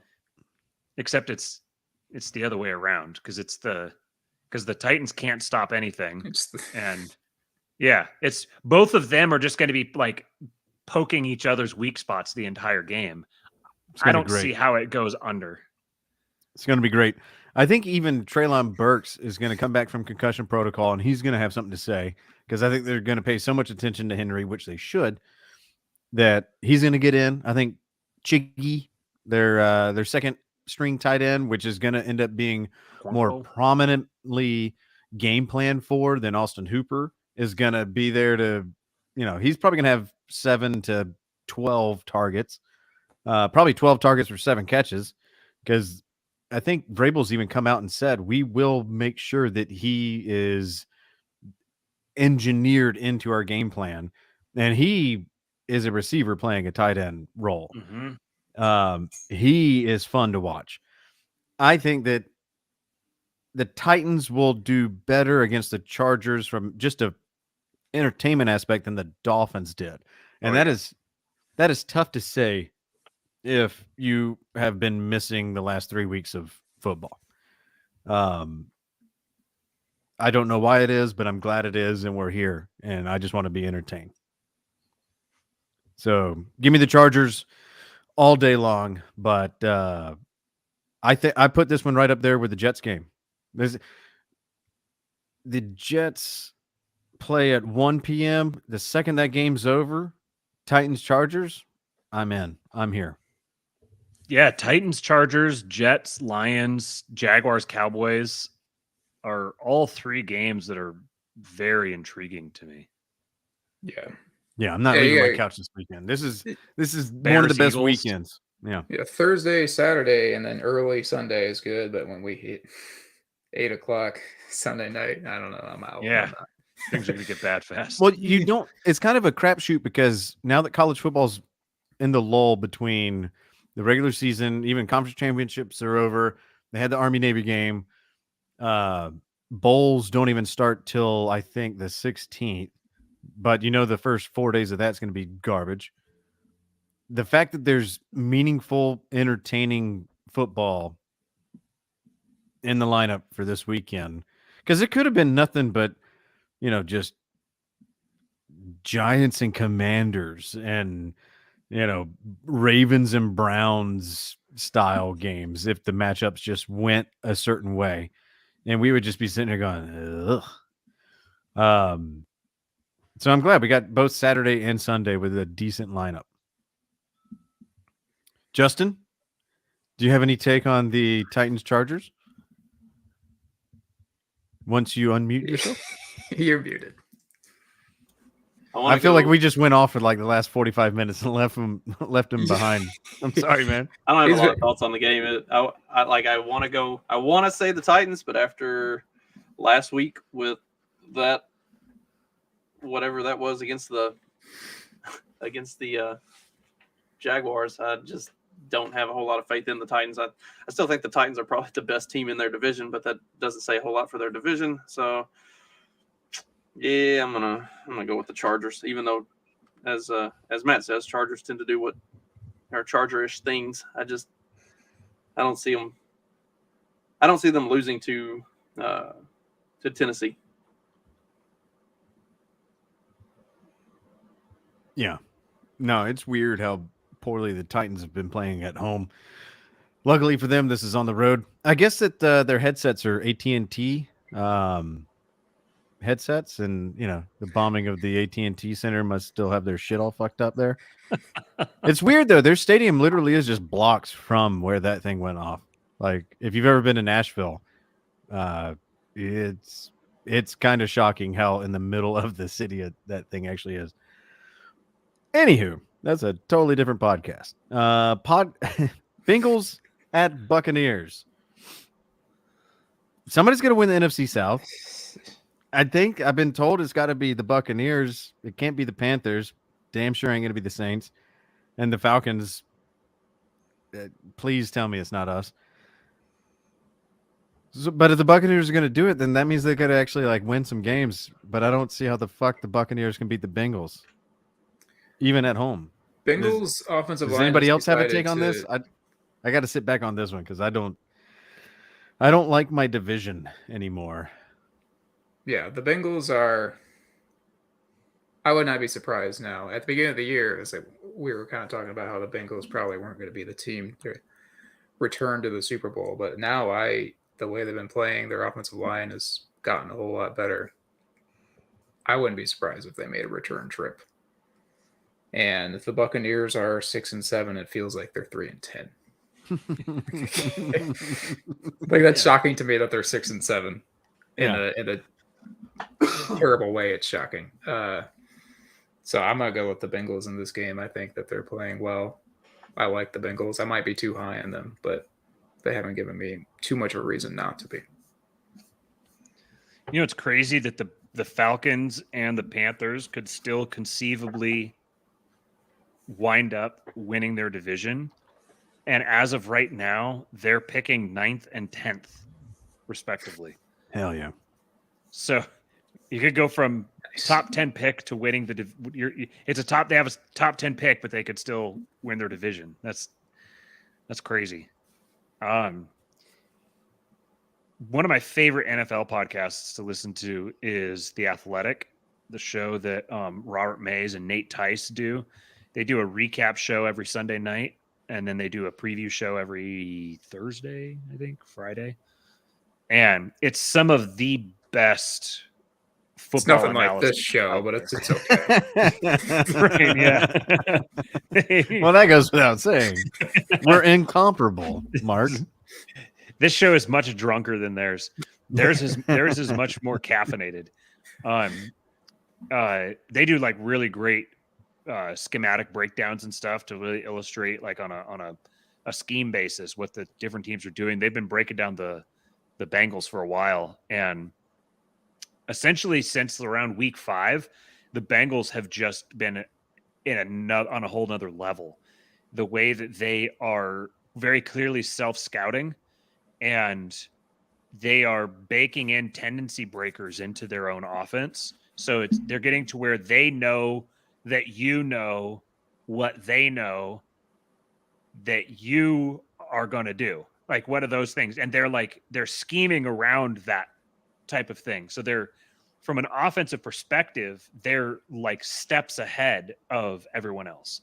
And then their defense, since they got DJ Reader back, has been one of the best in the league. Their pass defense was already very good, and now their run defense is nails. And it's interesting. You talked about week 5 or so is kind of when their offense really turned around. News came out this last week that it was around week 5 that Joe Burrow was given much more control over the offense and able to make a lot more adjustments at the line and that sort of thing. So yeah, the way that they're playing, the fact that they're playing a lot better lately isn't a coincidence. This is very much, they're just kind of doing all over again what they did last year. I think that they're a team that's very clearly on their way up, and the Bucs are very clearly on their way down. And yeah, this to me is, I mean, Bengals are favored by 3.5 on the road. That's a pretty big spread for a road team against a team that's not, at least objectively speaking, not completely in the basement. Basically what they're saying is that the Bengals would be favored by a touchdown on neutral ground, and that seems very much right to me. So even if they don't have T. Higgins and Tyler Boyd, I think they'll probably get at least one of them back. But if they don't, Trenton Irwin has been a capable fill-in, and they may get Hayden Hurst back. And then they've got both Samaje Perine and Joe Mixon, who have both been perfectly capable this year. I think that the Bucs defense is fine, but they just can't get out of their own way on offense, and the Bengals have a very, very good defense. So I think this is going to be a low-scoring game. It's totals at 44 right now. I think it probably goes under that. Strikes me as a Bengals 24, Bucs 13 kind of a game. Yeah. No, I'm going to echo what you said, but in a different way, because, well, that's how I do things. I see the Bengals as a not as good Cowboys and the Buccaneers as a not as bad Broncos. And I think if you put up the Cowboys versus the Broncos, you know who you would pick. No different here. I think it's the Bengals beating the the Buccaneers. And even though it's like, but the Buccaneers have already been crowned. They've already won the NFC South. They have to. They have Tom Brady. They have Mike Evans and Godwin. And good God, I think Gronk still might be somewhere in the halls there. They have to win this thing, right? The Buccaneers or the Panthers are so bad. The Falcons are perennial, basement dwellers. And the Saints they're the Texans of New Orleans. They don't have anybody. I don't even know how they have 4 wins. So it has to be the Bucs because it can't be anybody else. I disagree. I could easily see the Panthers or the Falcons winning this whole thing and the Buccaneers getting left behind, because if the Buccaneers are going to win it, they would have made it known by now. The fact that Tom Brady is breaking records for pass attempts, pass yards, pass completions, but totally lacking in the touchdown category means that, cool, you got all the window dressing, but you're not getting it there. I like Rachaad White, but the reason why I say the Bengals are kind of like the Cowboys is you have a very talented quarterback. You have a tandem in Perine and Mixon, much like Pollard and Zeke, but I think better. When fully healthy, the Bengals have more top-end talent on the receiver end, but they're not. The Cowboys really only have CeeDee Lamb and who else? If they get Hayden Hurst back, that's basically a swap for Schultz. Yeah, I like the Bengals by at least a touchdown. And I think that Tom Brady, you will see tablets smashed this week because Tom Brady also knows that the calendar is the clock is ticking, the calendar's running out, and it's time for them to start winning out if they're going to go into the playoffs with any hopes. And I don't even think they get there. So how much money would you put on Brady going to the 49ers next year? I think that there's a 54% chance that it happens. Well, what's the prognosis? My immediate response is very good. A very good one, because I think he knows that the shadow is casting on the door. His time is drawing nigh. It's no secret that he's a 49ers fan. He's from there. I don't think there would be any desire. When he was looking for a team to go to, I was surprised he didn't go to the 49ers immediately and ended up a Buccaneer. I think that was maybe more politics driven, like based Tom Brady in this aspect. But I think to retire, if you take politics all the way out of it, it makes sense. Because you got Trey Lance, an unproven young quarterback that just suffered a massive injury. He's probably gonna take a full year, like in everything. When I say a full year, I mean like a full all next season before you even know what he's gonna end up being. Garoppolo, I don't know the severity of his injury other than he's out this year, but he's not exactly the 49ers chosen one. They didn't want him in the first place. They've been trying to shop him for 2 years now. Yeah. See I what think mean? that it's like I would put like 85 or 90% chance that Brady's in San Francisco, because I think Brady wants to retire in San Francisco. Yeah. I think Brady wants to win a ring, and I think Kyle Shanahan wants Brady running his offense. Do you think he just wants to get on a different coast than his bitch ass wife? That could be too. Well, now Wouldn't also, have you heard this conspiracy theory that the whole Giselle Tom Brady divorce is all just a way to shelter their losses from? FTX. Yeah. That'd be interesting. I had heard that again, a he different lost podcast than money this and one. She was mad about it, but Again, a different podcast than this one. Yeah. Just something to think about. But I like your question, Matt. I haven't even thought about that, but if the opportunity presents itself, I could easily see that as a potential and maybe even probable landing spot for him. Think about Because I think Brady. the Bucs are about to implode after this Yeah. year. Think about Tom Brady with Christian McCaffrey, George Kittle, Deebo Samuel, Brandon Ayuk. You could even Juwan Jennings. Like he wouldn't even have to have a deep ball to make that happen. Him making adjustments at the line, having a fantastic offensive line, having the best defense in the league. I'm a Seahawks fan, and I want to see that. I want to see how epic it would be to have one of the most quarterback-friendly offensive schemes in history with the best assemblances of offensive talent in history being quarterbacked by the best quarterback in NFL history. Well, and that's what he went. Put the boner away, Mark. we saw it rise, but that's what he went to Tampa Bay for, and that's what he had when they were winning in Tampa Bay. He doesn't have that anymore. Julio Jones is old. Russell Gage is injured. Godwin, God love him, but he's just not a touchdown machine. Mike Evans can't catch 75-yard wide open, drop it in my fucking bucket. The 49ers are hitting where he anticipated the Buccaneers being right now. Mm-hmm. I totally agree with you. And I think that's a great question. I haven't even thought about it, but it makes perfect sense. Oh yeah, we're still picking games. I don't think Justin's picked this game yet. Sorry, Justin. I'm not gonna lie, I kind of forgot he was here. I don't know what he's doing. He's working on his magnum opus or something.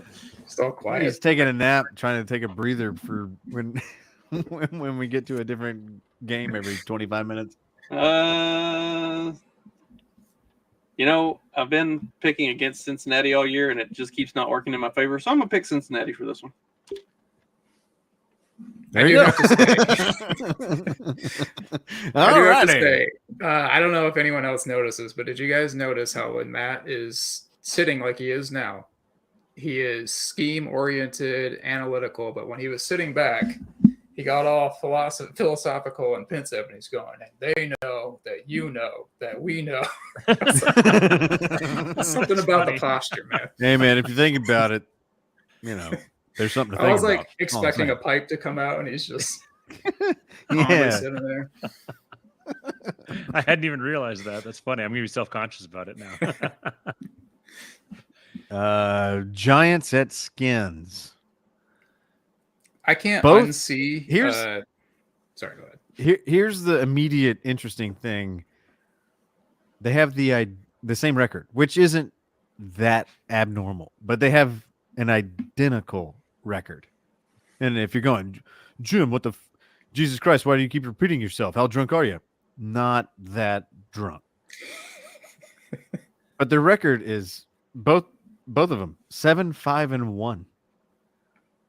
Now, correct me, please, somebody.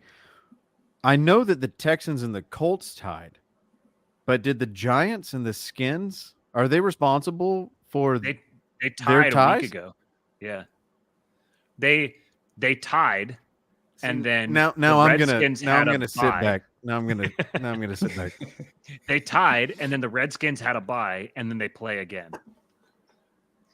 Amazing. Yep. I can't. When I see Giants versus Redskins, I can't unsee Eli Manning versus Jason Campbell. It doesn't matter who the quarterbacks are now. I always see Eli Manning versus Holy Jason shit, Campbell. Jason Campbell. That And is it, deep bores me to death. dive. Yeah, I think that the Patriots and Raiders, Cardinals and Broncos, Steelers and Panthers, I think all of those games are more interesting than this one. Yeah. For sure. Yeah. I think Redskins are winning cover.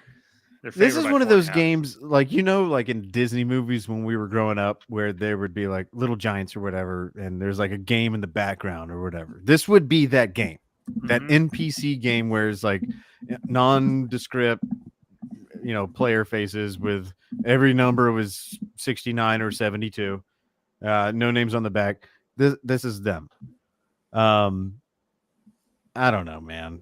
Like, I don't like either team. Neither one of them do anything for me. I like Heineke. I'm bored by Daniel Jones or whatever the fuck his name is. That's how not giving a fuck about the New York Giants quarterback I am. Saquon Barkley, that's cool. He's really talented. Yeah, but the Skins running back got shot a lot. So who's got the better story? I don't care. You're not the Eagles and you're not the Cowboys. Your division outside of those two teams bores me. I know one of you is probably going to get a wild card spot, and I'd rather it be the Commanders because I think they're more of the underdog. I appreciate the Giants coaching, but give me the home team because I really just don't give a shit. I'm Go going Skins. Skins too. And then to close it out, Oh, Justin's I got got to the pick Skins this as one well. too. But I figured it wouldn't be a long diatribe. Justin checked out about This is 3 the hours longest ago. episode in clock management history, I would imagine. We haven't managed the clock very well in this one. Fuck the clock. My cold medicine kicked in a little bit ago. I'm just kind of like on cruise control. Hell yeah. Cool. See, that's where I was a week ago. I was sick as a fucking dog, and I had a fever of whatever it was, enough to where like I just felt disconnected from my body. And so I'm sitting there like with my thumbs like, dude, give me the fucking Niners all day. And Justin's like, well, if you're sick, if you're so sick, and I was just like, yeah, you don't want me on. You don't want me fucking on, dude. I had no voice. I'd have been like, I'd be so much worse than you right now, Justin. You're holding I in like strong. how he gave that one a shot a couple of times, and then he just realized, it's not coming out Done. right. Let's move on.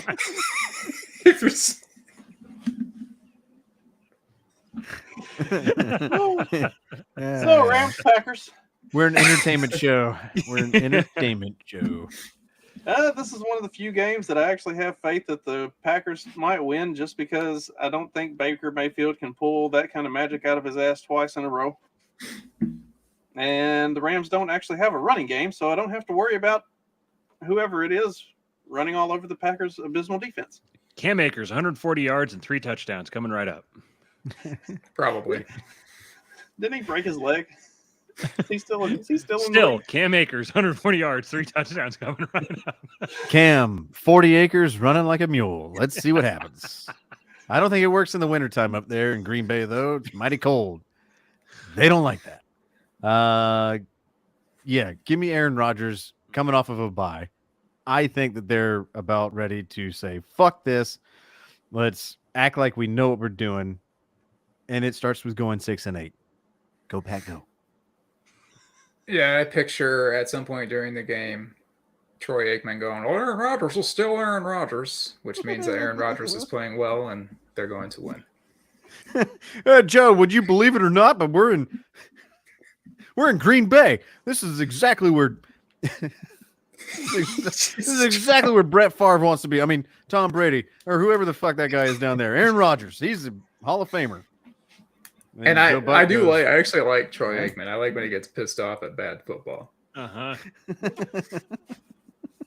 But he seems upset the whole time. He does seem always. Even when there's good football. Even when there's good football, he's like, how could they let this happen? How could they be this wide open? It's like, I don't know. Maybe he's a good player. No, fuck that. Joe, when you see a good player on the field, it means that there's a bad player letting him be good. That's the difference. That's how I hear Troy Aikman in my head every time he calls a play. There's never a time where he's like, wow, there's two good players just fighting it out, and one guy won it. He's always like, he's only good because that player made a bad play. Just like, Jesus Christ, Troy.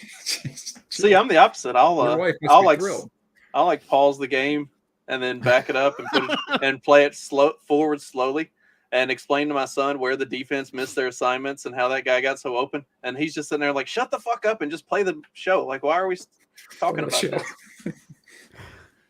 He's like, can we just get the game over with so we can watch normal TV? No, you're gonna grow up to enjoy this one day. You're gonna be on the internet with your friends in about 20 years, and you're gonna ask yourself the question: why do I care this much? But you will get into fantasy football one of these days, and then from that point on, you will love it. Mm-hmm. Damn! And then you will go to college. The Cardinals are 1-7 at home. Yeah, they're 3-2 on the road. What a weird ass team. You do know we're picking the Rams. Yeah. No, I was looking at records and it's fucking weird, man. So Rams Packers. Yeah, look at the Cardinals home record. Wow. But it was the rug, man. It tied the room together. Packers win and cover. I think this is going to be a Packers curb stomping kind of a game. The Baker Mayfield story was fun and all. But I think that I was thinking about this with the Rams the other day that like, where do you go from here? They don't have any picks. They've mortgaged off their future. They have no quarterback. Didn't we kind of know that last year though? But there's rumors that Matthew Stafford and Sean McVay and Aaron Donald are all planning to retire this offseason. That was the plan all along. Yep. So that's got me wondering, like, if you're the Rams, do you take offers for Cooper Kupp this offseason? Do you take offers for Jalen Ramsey? Do you take offers on, like, do you just start, like, what else do you do? If Sean McVay, I think he just had a baby or just got married or something like that, he's going to be just an automatic shoe-in. He's going to have, like, massive television contracts thrown at him. And that's way less stressful than trying to coach for a team they sold everything to get the Super Bowl. They got the Super Bowl. And if you're a Rams fan, are you cool with that? I mean, they went all in for 1 year and they achieved. First of all, if you're a Rams fan, where in the country are you? This is true. Is it still the St. Louis fans that are holding on to like an identity, or is it LA fans that would literally drop you like that? Because I'll be honest, in a game like this, Rams and Packers, two of the gayest names ever, this should be played on a neutral site in San Francisco. I don't think that ramming or are you packing? Well, I think there's ramming a difference. The fudge or packing the fudge. Either way, they're going to run it down your throat, and you're not going to like it. But I don't know. I don't know if there are legitimate Rams fans that really have a true rooting interest anywhere. Mm-hmm. So the Lions claimed last year's victory for Matt Stafford, and now they get to enjoy the year that they're having this year, plus the Rams draft pick from from their being terrible this year. Well, like, I'm not say talking about Lions like fans are doing winning right the now. going all in for a championship and then having a full on fire sale. It's like the Marlins in the 90s. Like remember when that after happened? '97. Yeah, They and they won I their mean, first World Series, and they were like, "All right, you're all out." yeah, they literally traded everybody who was good on that team. Like, Yeah. And they won another one 6 years later. Yeah, well, fuck I mean, them all. but they did the same thing all over again. Like it was that was their strategy was like load up on talent, win a championship, dump it all, rinse and repeat. And if the Rams and then go irrelevant for the next 20 years. right, well, if the Rams can do that and they can load back up in another like 5 years and make another championship run, then cool. But if the loss of draft picks and the damage that they've done from loading up for that one sets them back more than that, then I mean, I don't think the fan base, like if you win a championship or you win a Super Bowl and then you miss the playoffs for the next 8 years, I don't think your fan base is going to be too happy about that. But then again, where is the Rams fan base and who are they and do they actually exist? Is that just a fantasy? They don't. But here's the funny, or not funny. This is actually terrifying as fuck and makes you realize, like, oh shit, we're all going to die someday. If the Rams stick to their current trajectory of how many years pass before they win a championship, they won one in 2000 here in Atlanta, and then they won one in 21. The next time that they're scheduled to win one is in 2042. So they have that to look forward to, I guess. We have 20 years to find out where the Rams fan base actually is because they're not winning it much sooner than that. If they, as it stands right now, so the Rams currently have 35 or 3.5 million in cap space this year. Oh, that's nothing. They have 1.5 million in cap space next year. They have 4.5 million in cap space in 2024. Oh no. And they've got $177 million already committed in 2025 and $93 million committed in 2026. So yeah, they got to blow that whole thing up. They owe Matthew Stafford.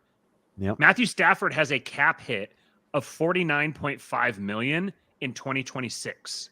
Yeah. Hey, Cleveland Browns fans, you're the next on the list to be on the missing person. You're going to be on the milk crates. Where this is what you have to look forward to. The only difference is the Rams went and got a Super Bowl ring. You're not going to have that for you. But your level of locked in to Deshaun Watson makes the Rams' commitment to Stafford look like speed dating. Now, say that Aaron Donald and Matthew Stafford retire. I don't know exactly how that would affect their cap.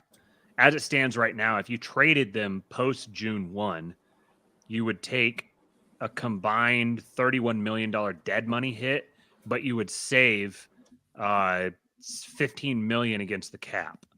It gets a lot worse if you do it pre-June 1. But if they just straight up retired, I don't know exactly how that affects it. But if you were to trade Jalen Ramsey and Cooper Kupp, you would take a $16 million dead money hit, but you would free $37 million against the cap. So, and imagine what kind of return you could get for trading Jalen Ramsey and Cooper Kupp. So if Aaron Donald and Matt Stafford retire and you trade Jalen Ramsey and Cooper Kupp, yeah, you have a completely devoid of talent team, but you probably get a fucking coup for the two of them. You think the Titans wouldn't want Jalen Ramsey right now? Sure, yeah.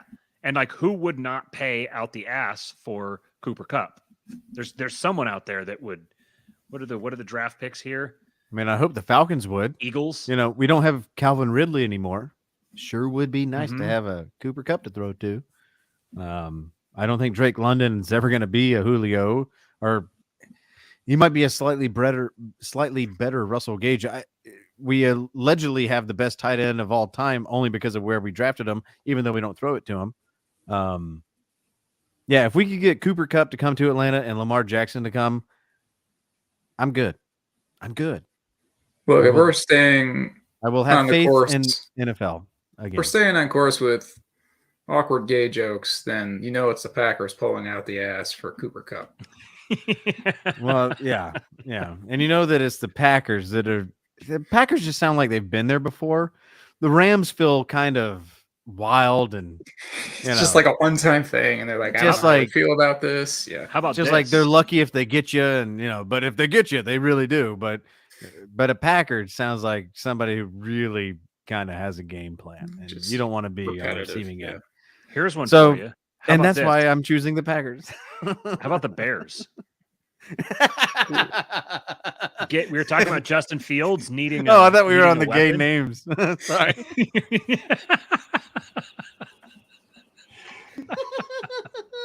The Bears are would back. beg for it. That's like That's- dead serious, and Bears Magoo is like, are what?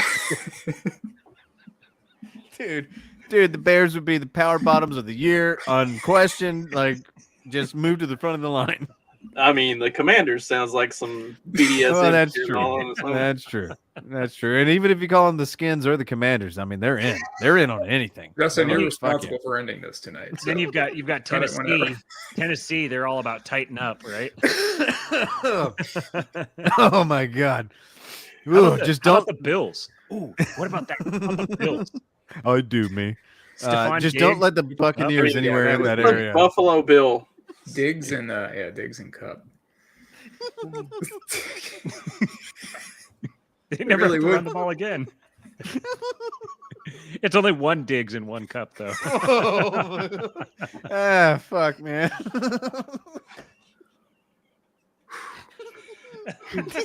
No one's ever gonna watch this far. We can literally do whatever we want. Well, the Dolphins are kind of rapey, so Oh fuck. there you go. Well, first they'll concuss you, and then they'll put you on your back. Ugh. Well, I think we picked all the games. that's the slate, fellas. Mm-hmm. Fuck the Saints, go Dogs. There That's we all I go. gotta say. We're gonna do a Go Hawks. 4-hour Go bowl game breakdown before the bowl season starts. You I'm want out. to start right now? All right. Let's Fucking do it. Tulane's gonna rock. Let's say Jim's ready for another 5 hours, huh? No, I'm not. I got to go to I bed. got so much to do. I have so much to do tomorrow.